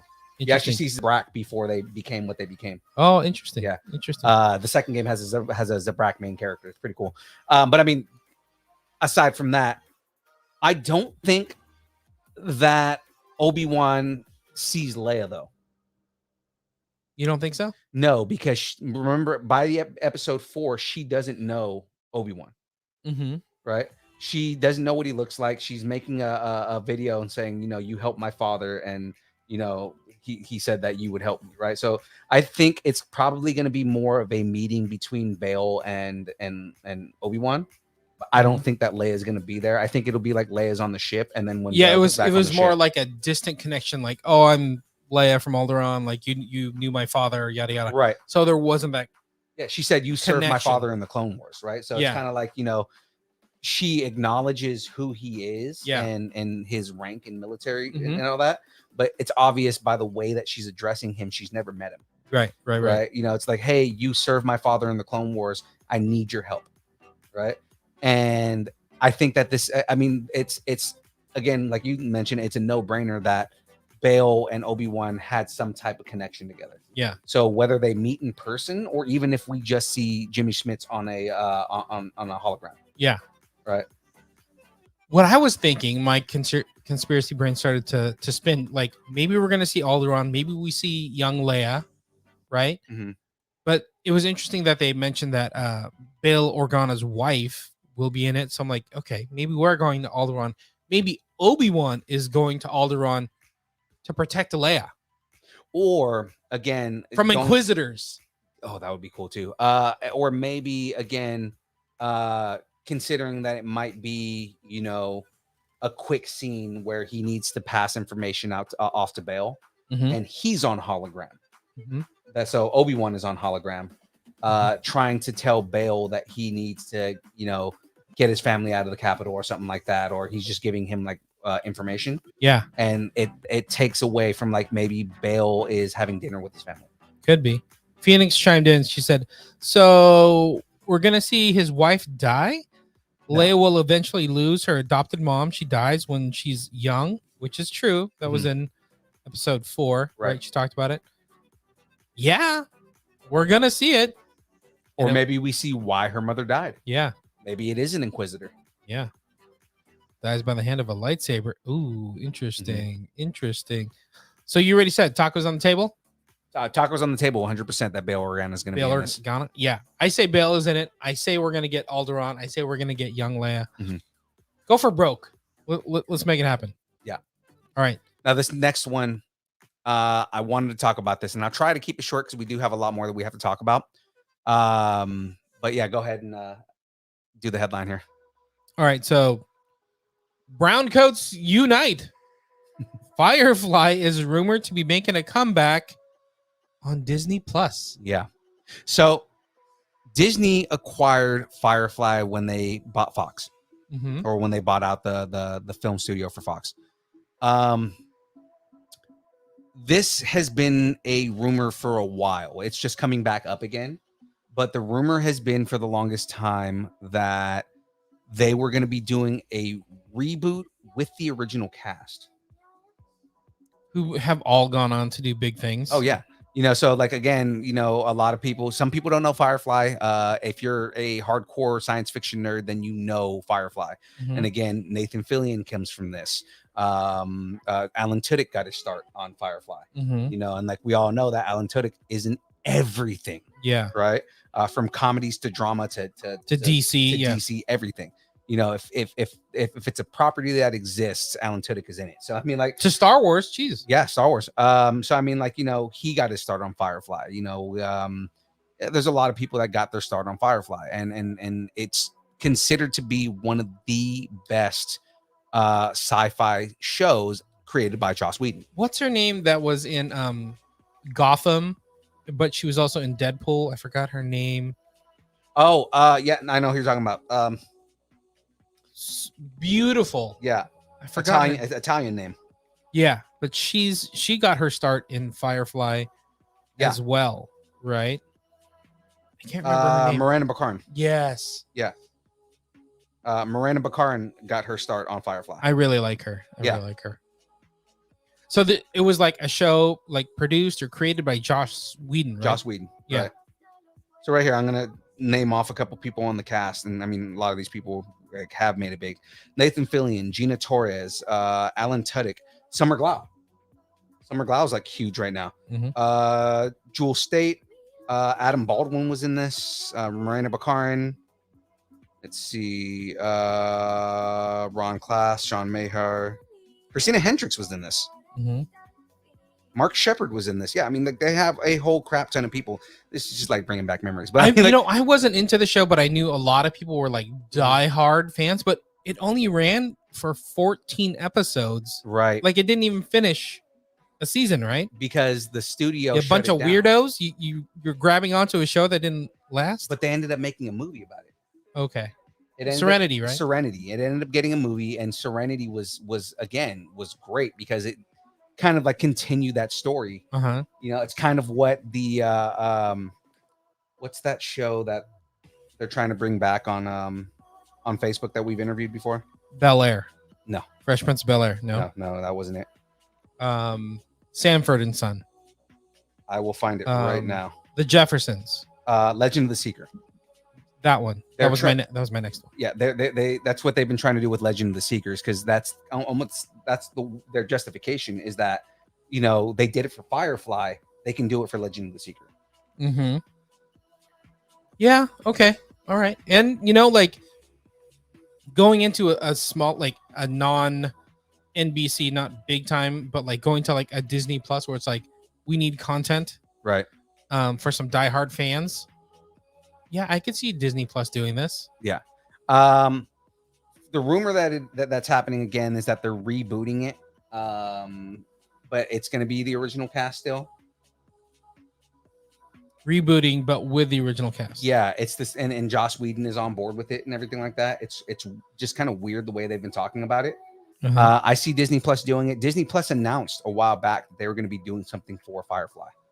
So okay. it's just a matter of like, you know, when is it going to happen or how is it going? I think everything is still in development. It's Mhm. just like the rumors are popping up again is all it is. Gotcha. Mhm. I would think with like Disney's MO, like they would bring on a franchise, but with all new characters and find ways to make or bring on the nostalgia of bringing back certain characters here and there. Kind of like what they're doing with Mandalorian, right? It's like, hey, we're going to give you a little bit of Luke. Yeah. But you're really going to fall in love with Grogu.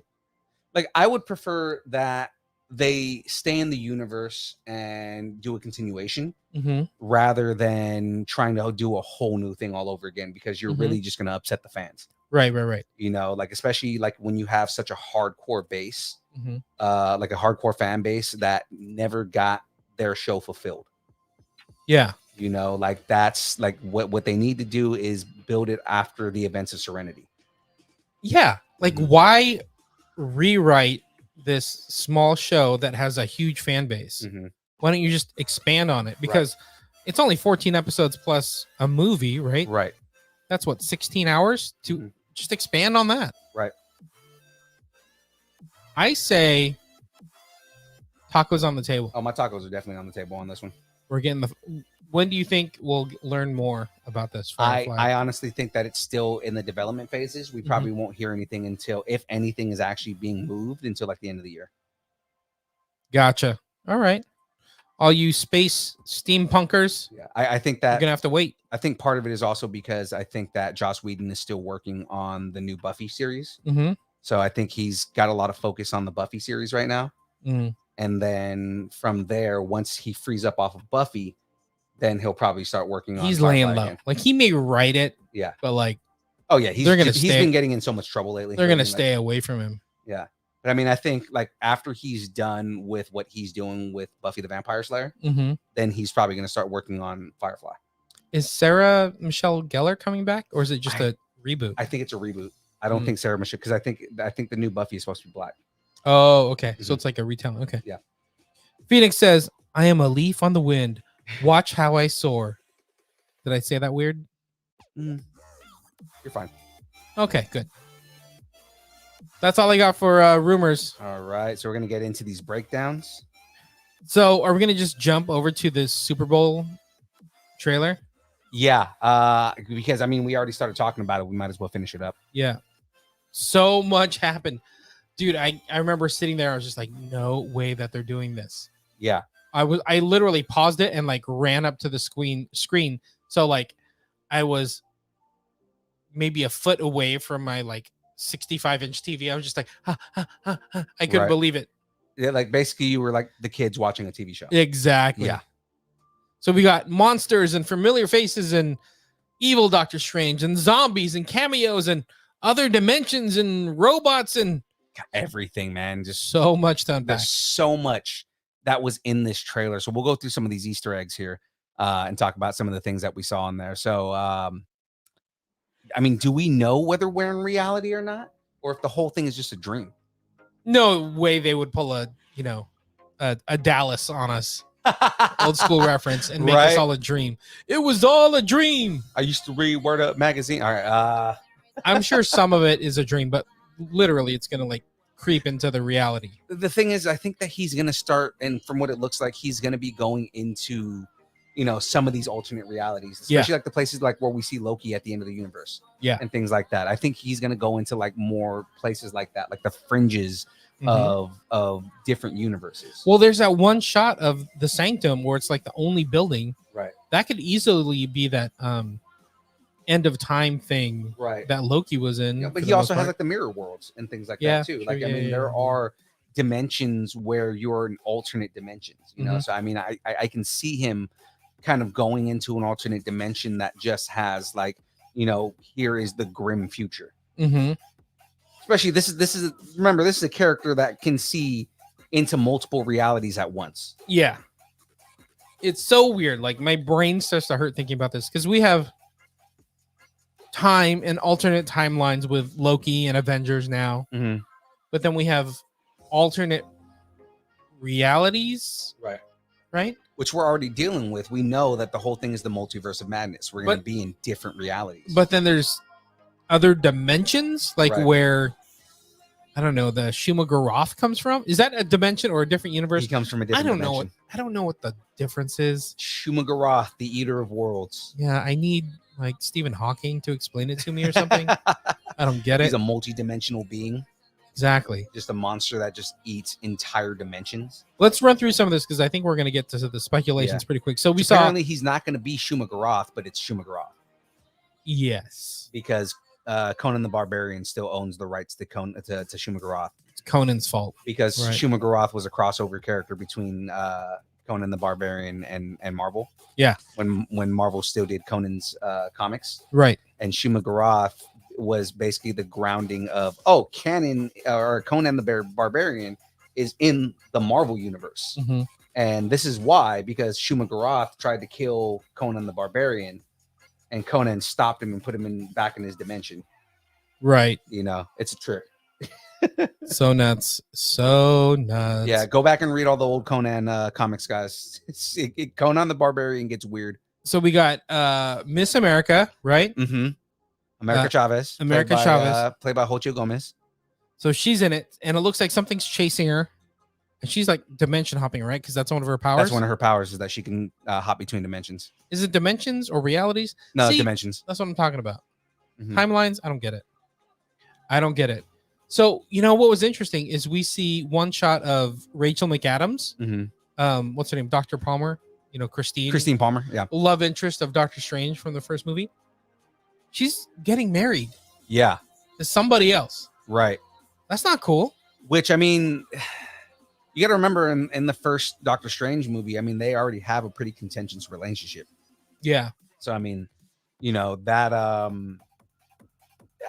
it's not far-fetched as much as they try to like build that relationship back. Uh-huh.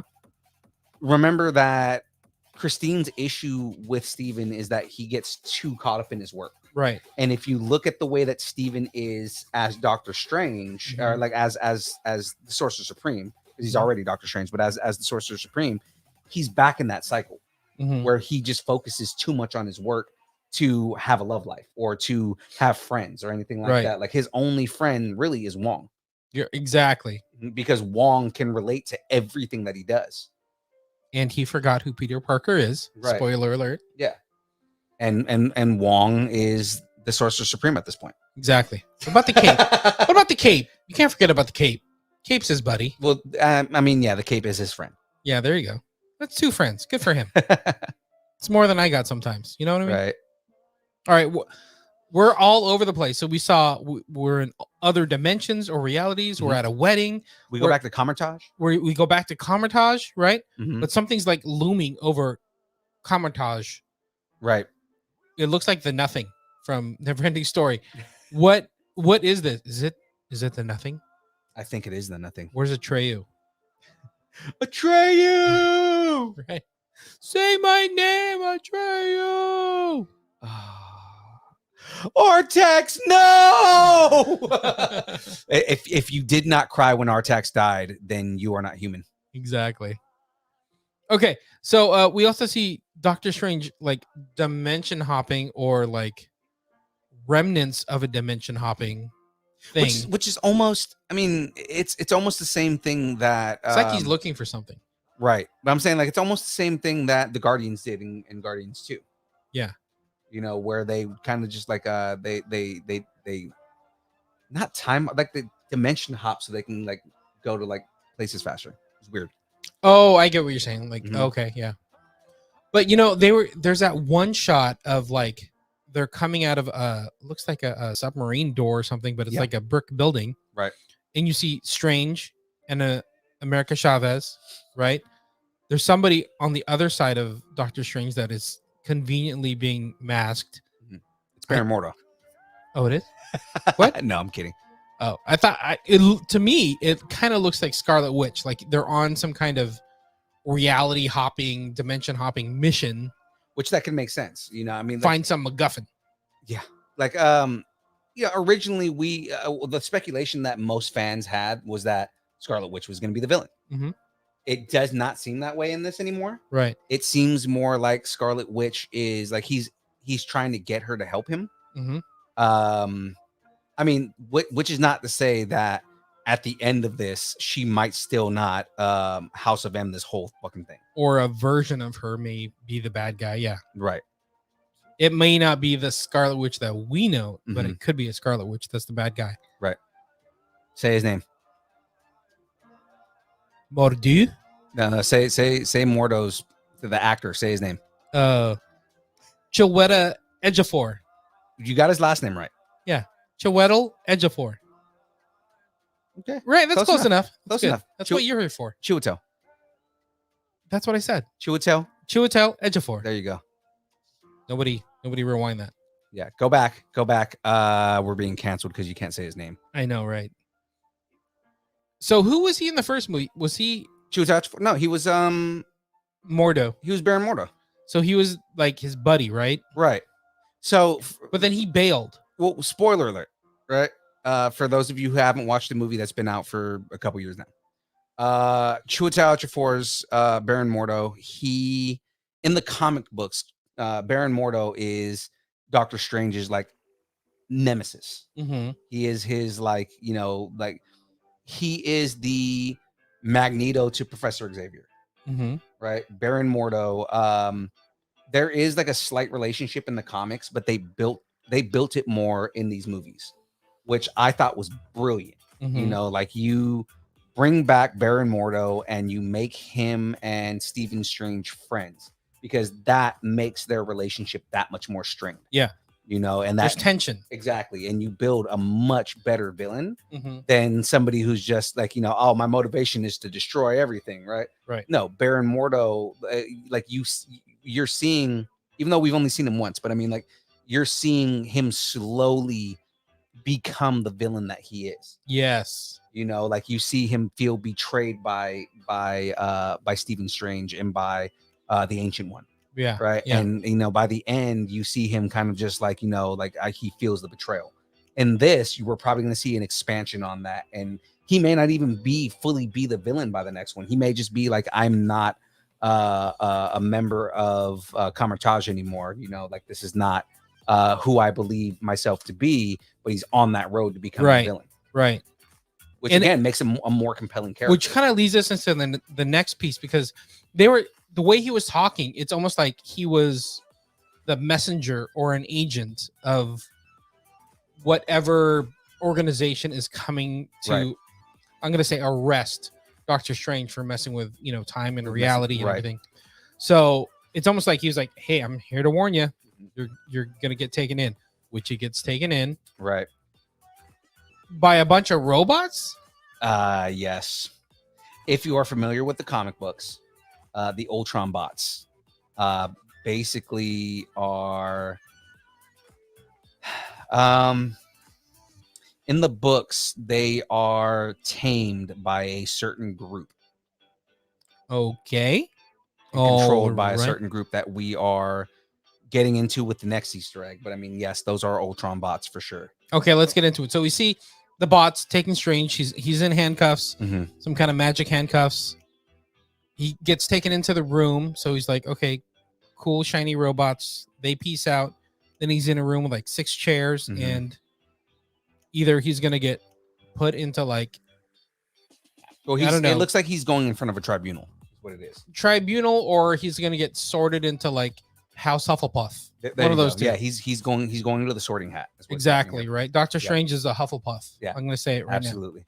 So who we are speculating, all the speculation is that the people that he is walking in front of are actually a group that he becomes a part of.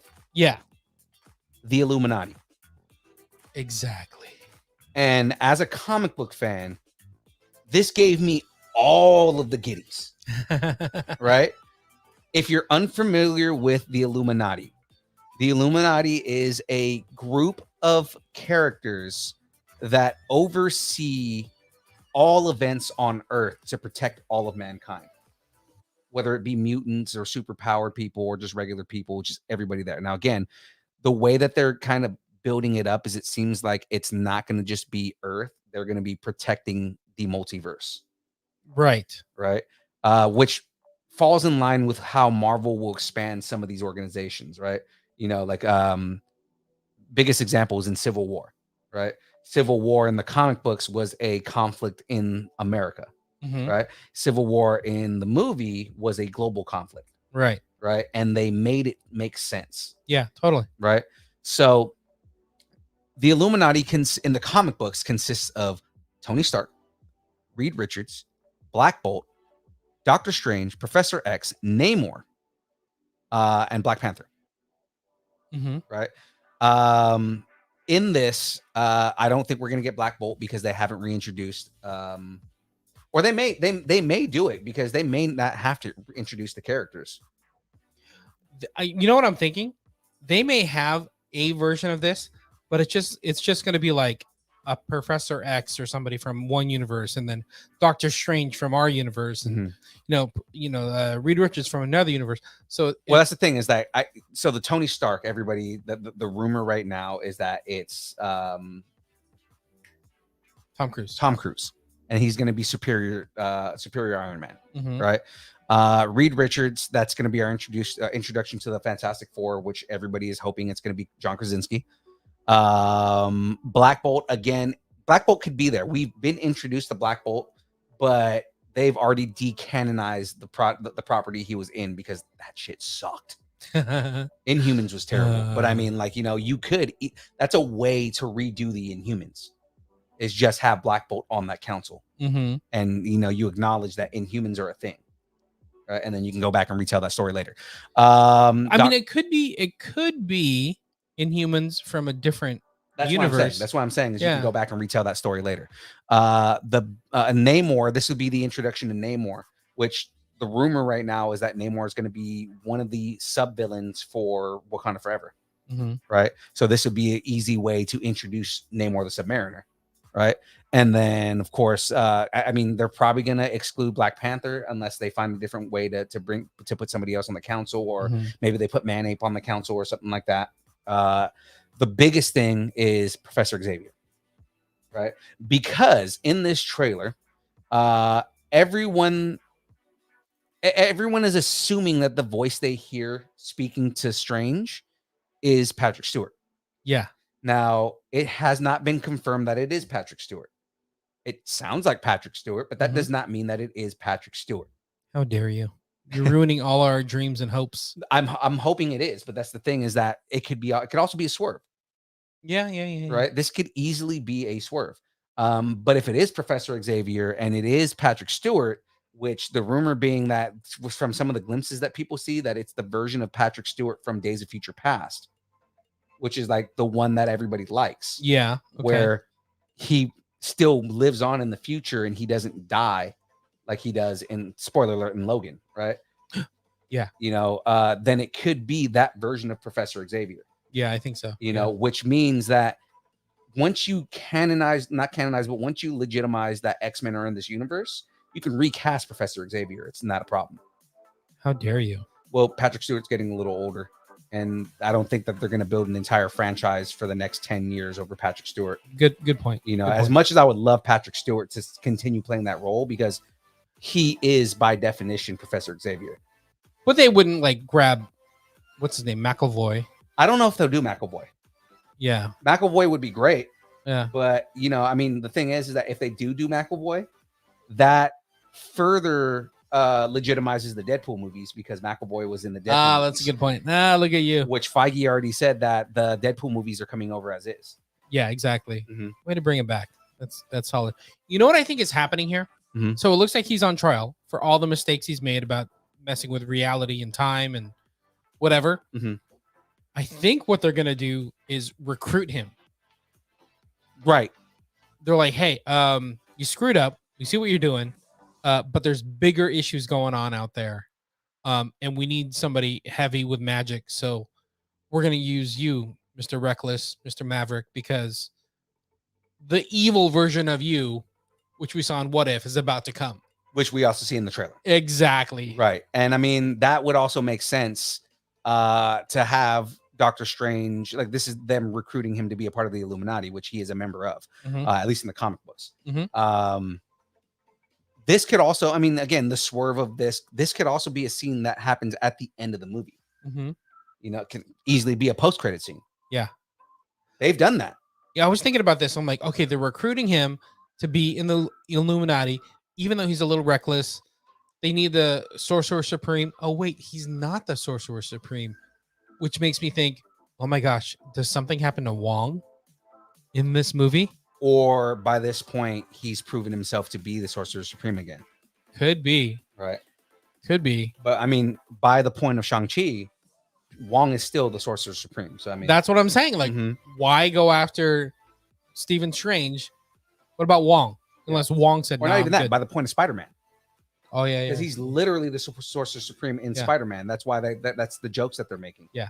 Unless Wong goes like, all right, take Strange, because I need to fulfill my duty and protect Sanctorum, protect my Earth, that sort of thing. But anyway, protect my reality, right? Yeah, exactly. Anyway, but so we're leading into the evil version of Doctor Strange, which looks a lot like the Shaw in What If. I'm pretty sure it's him. It's the same one. I think it is too. It's him just absorbing everything from every universe. I think he's found a way to get out of his reality even though I guess the Watcher maybe Right. gave him the tools to get out of his own reality, and he's like on a, It'd be cool if we saw Watto in this. I know, right? Mhm. Wow, that I didn't even think about that. Yeah. That would be kind of cool. Because they are dealing with the multiverse, so it'd be cool Yeah. if we saw Uatu and he was just like, or maybe Uatu was the one that put the Illuminati together. Oh, like he put together the Guardians Avengers. of the Multiverse. Right. Oh, good point. Because this is his way of protecting the multiverse. Wow, That'd be that's a cool pretty way to good. do that. That is actually pretty good. Mm-hmm. Okay, at this point in the trailer, is it Superior Iron Man? I'm pretty sure it's Superior Iron I Man. guess we're not going to know until we see more. No, I mean that would be the thing that makes the most sense. But I mean, we won't know until we see the movie. Yeah, I know people have all kinds of speculations. I don't think it's Johnny Storm, I don't think it's Johnny Storm either. and I don't think it's like Captain Marvel.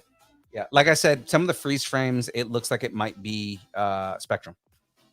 That's what got me, because Yeah. we see like that orange reddish glow, Mhm. but there's a bit of like blue in there too. Right. So as soon as she said Spectrum, like, that's interesting. Mm-hmm. Maybe that's it. Monica Rambeau makes sense, Yeah, especially if we're getting Wanda. right. It makes sense to put Monica Rambeau in this, and I know they've said that Monica Rambeau is gonna make an appearance. So, I mean, Yeah, whether totally. that's her or if it's another character, but I mean, I'm still hoping it's some kind of Superior Iron Man, because Mhm. it would just be cool to see. see Tom Cruise fighting as Iron Man. Exactly. We already talked about Shuma Garoth The Eater of Worlds, or Gargantua, Gargantua. yeah, or Gargantus. Sorry. Gargantus making an appearance, so we don't need to talk about that. Mhm. We see Doctor Strange with a statue. No big deal. Right. We talked a lot about Scarlet Witch, and we know that she's going to be in this. But did you catch that there was another Scarlet Witch? I kind of. Yeah, there was. So there was one scene, I think it was towards the end, where it looks like the Wanda reality is kind of melting away. Mhm. But it was zombie Wanda. Oh wow. So it's like somebody must have ended up in her world, and she's like must have realized like there's other realities, Mhm. and she's like breaking through realities, Right. is what it seemed like. So I'm just like, oh snap, is she gonna get into this reality? Like, which kind of leads into the next piece. We didn't really talk about Scarlet Witch besides, like she's in it, but I think she's gonna be like, she's gonna be a friend to Strange. I think of her as like Legolas, right? Right. She's coming in to be like an ace up his sleeve kind of thing to go on this adventure. Right. I don't think she's the bad. I don't think she's the bad guy. I don't. Now, after seeing the trailer, I don't think she's going to be the bad guy either. Which kind of leads me into we talked about zombie Wanda, Right. but we also see zombie Doctor Strange or something. God, just at the end, but the thing is that along with that, if you remember kind of when you look at Superior Doctor Strange in What If, Mhm. I think that might actually just be him like channeling the different dark energies. Could be. It could be a zombie, but I think it's more likely that he's just channeling the dark energies from the different universes. Because remember, when he channels the dark energies in What If, it's very similar like that. He's got like all these like weird like monster tentacles and hands coming out of him. Yeah. So This guy, this version, he looks dead, but he also looks like an Indian god or something like that. right. I'm looking at Phoenix said she put something in the chat. Let's take a look at what Deadpool is possibly spotted in the newest poster for Yeah. Doctor Strange: The Multiverse of Madness. I saw that. So Liefeld has been very vague about a lot of this stuff, and saying like he posted the trailer and he posted that poster and everything like that, but without any context. Yeah. I've seen the screenshot of potentially Wade's face in one of those pieces of glass. Yeah. right? So I mean, I see what people are talking about where they say that, you know, Deadpool might come in here, and it's possible. Yeah. It is. If they're dealing with multiverses, literally, it's possible that you get like a quick in and out scene of like Wade Wilson walking into a scene. It could easily be Spider-Man as well in that like reflection or something like Right. that. Well, if you look at it the way that it is, it's very, very Deadpool. Or it could be kind of like how they did the silhouettes in No Way Home, where it's Mhm. like, oh, look, there's Rhino, there's, you know, Right. Kraven the Hunter, I guess, but like that's it. Like maybe that's what we get. Right. Of Right. Deadpool. Got to get every universe in here, right? Might as well add Deadpool's universe. Mhm. That works. Dude, I am so excited for this. Yeah. movie. No. This is gonna be fun, man. Again, I feel like it's very overwhelming. With Yes. the way that they're doing everything, but it's just as overwhelming as it was with No Way Home. Yeah. Right. I think that they pulled it off beautifully with No Way Home. I think they're going to be able to pull it off easily with this movie. This trailer was like a buffet plate, you know, like at Sizzler. Mhm. But when you pile too much stuff on, like when you start out with chicken wings, you put too many chicken wings on, then you start adding, and adding, and then you're And like, you add hot dogs and bologna. it's like and then you spilling add off. chicken Ooh. and macaroni. Chilling with my homies. There was so much in this trailer. It's Yeah. so crazy to me, but no, it's nuts, man. There are a lot of appearances that we're gonna see in this, a lot of characters that we're gonna see in this. Again, this is just them breaking open the potential of what the MCU is gonna become. I'll tell you what though, if you like stack up these trailers, like this versus No Way Home, Mhm. this trailer is way better than any No Way Home trailer that came out. That's because Sony sucks.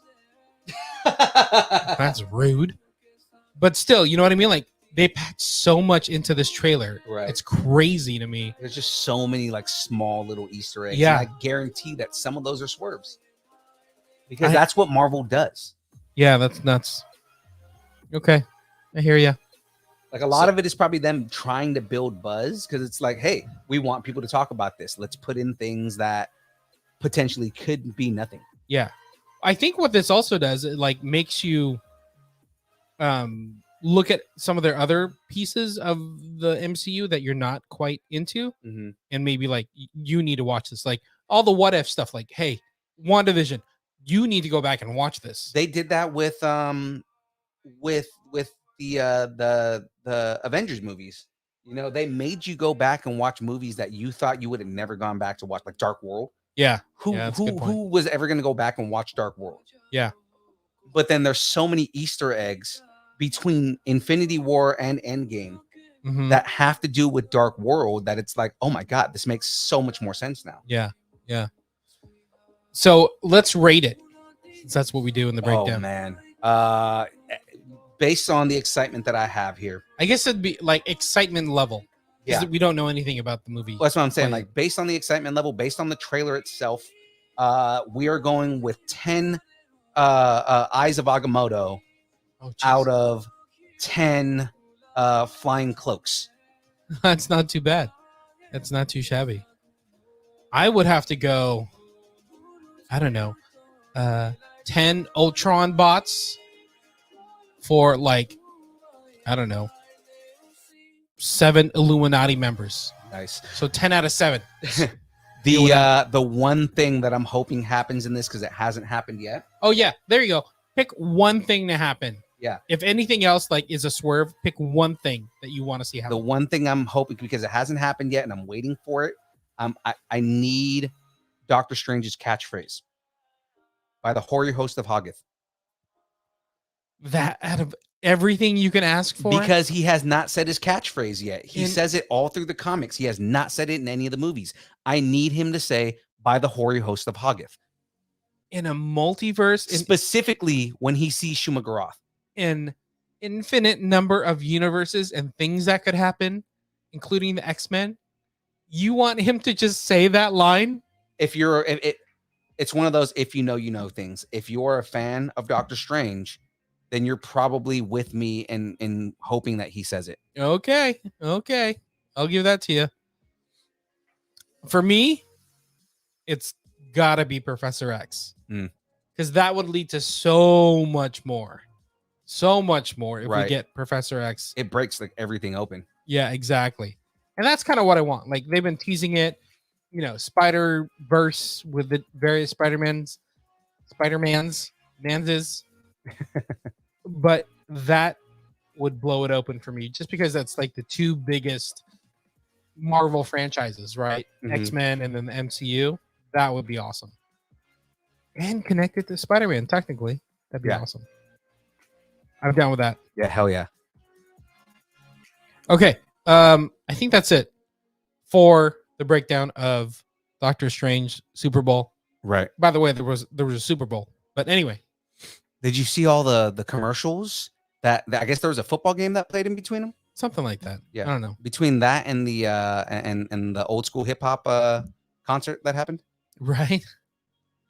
It was all right. Yeah. I was good with that. I was like, okay, you're trying to do something. I get it. It was fun. I liked it. I get it. Okay. That's it for Doctor Strange. So much. Do you want to call it right I now? think we're gonna have to call it, guys. We're at 2 hours and 10 minutes. We still have to do the breakdown of Book of Boba, the last 2 episodes of Book of Boba. I think we're gonna drop that as a separate episode. So that way we can get that content out to you guys as well, just because I know everybody's waiting for us to kind of weigh in on that. So about the nursing home escapees. She's talking about Professor X. Rude. So while we're waiting for Doctor Strange, we got merch, people. We got merch, people. We got new merch. Yeah, we just actually got the shirts back in with some of the different sizes that people are looking for, like large, extra large. 2XL. I think 2XL. We'll see. I would show you the one that's behind me, but it doesn't have the piece on the back, so it's Yeah. not like a true version of the shirt. Yeah. But I yeah, mean, mine does, but that's Yeah. fine.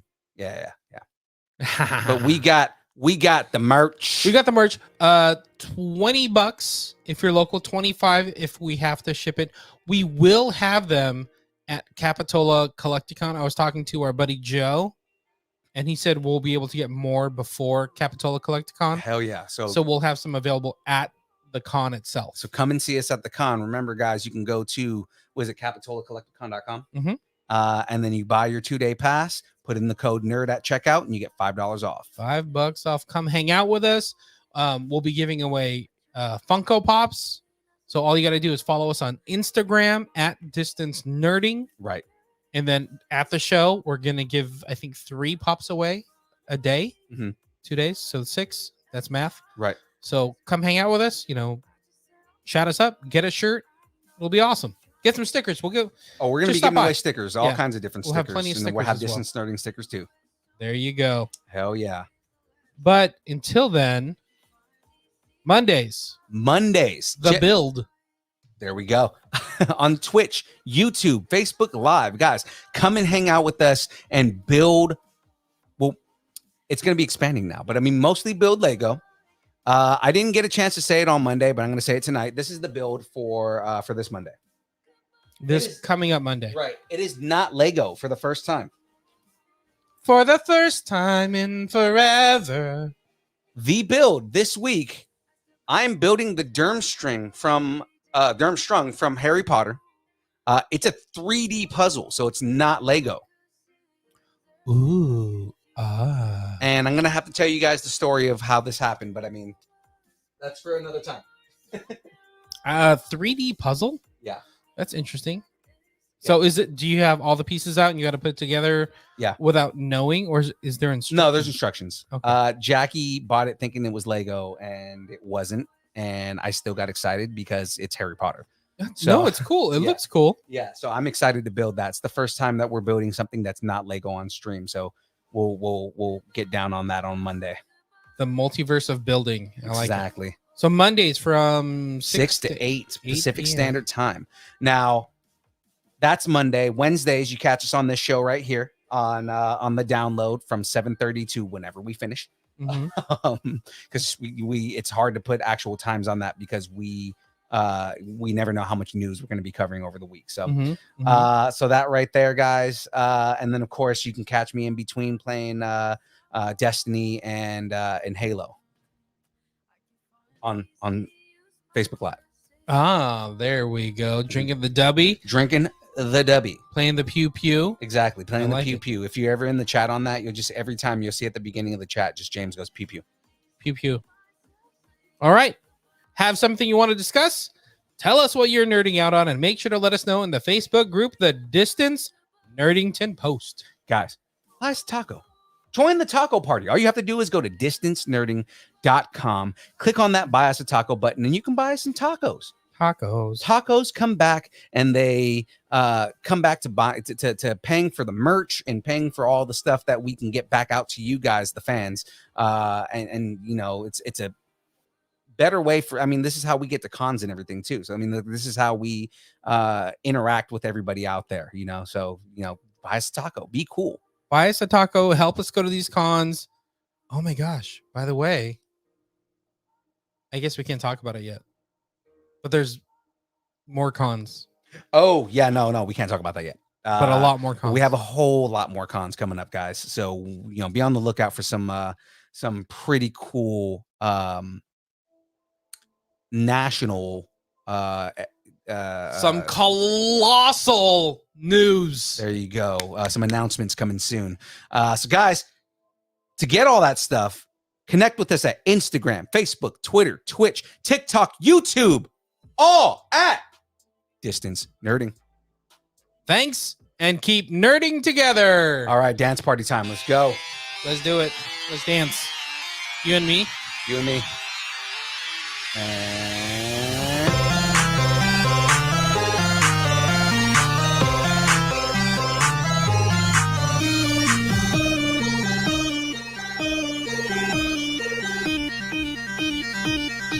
Oh my God, that fits so well. Distance nerding.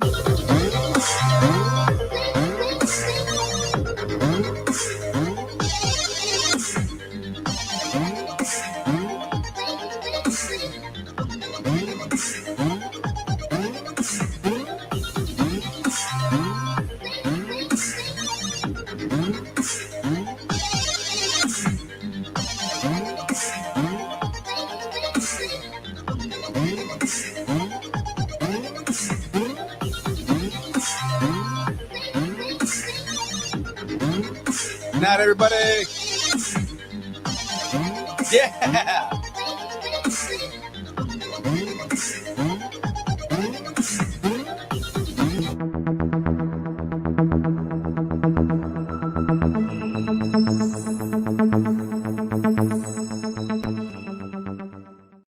Make plans now for this year's Capitola Collecticon, March 4th through 6th. Star Wars Sunday at Capitola Collecticon happening March 6th. Come meet the original Mandalorian and Boba Fett cast members. For general admission or VIP passes, visit CapitolaCollecticon.com.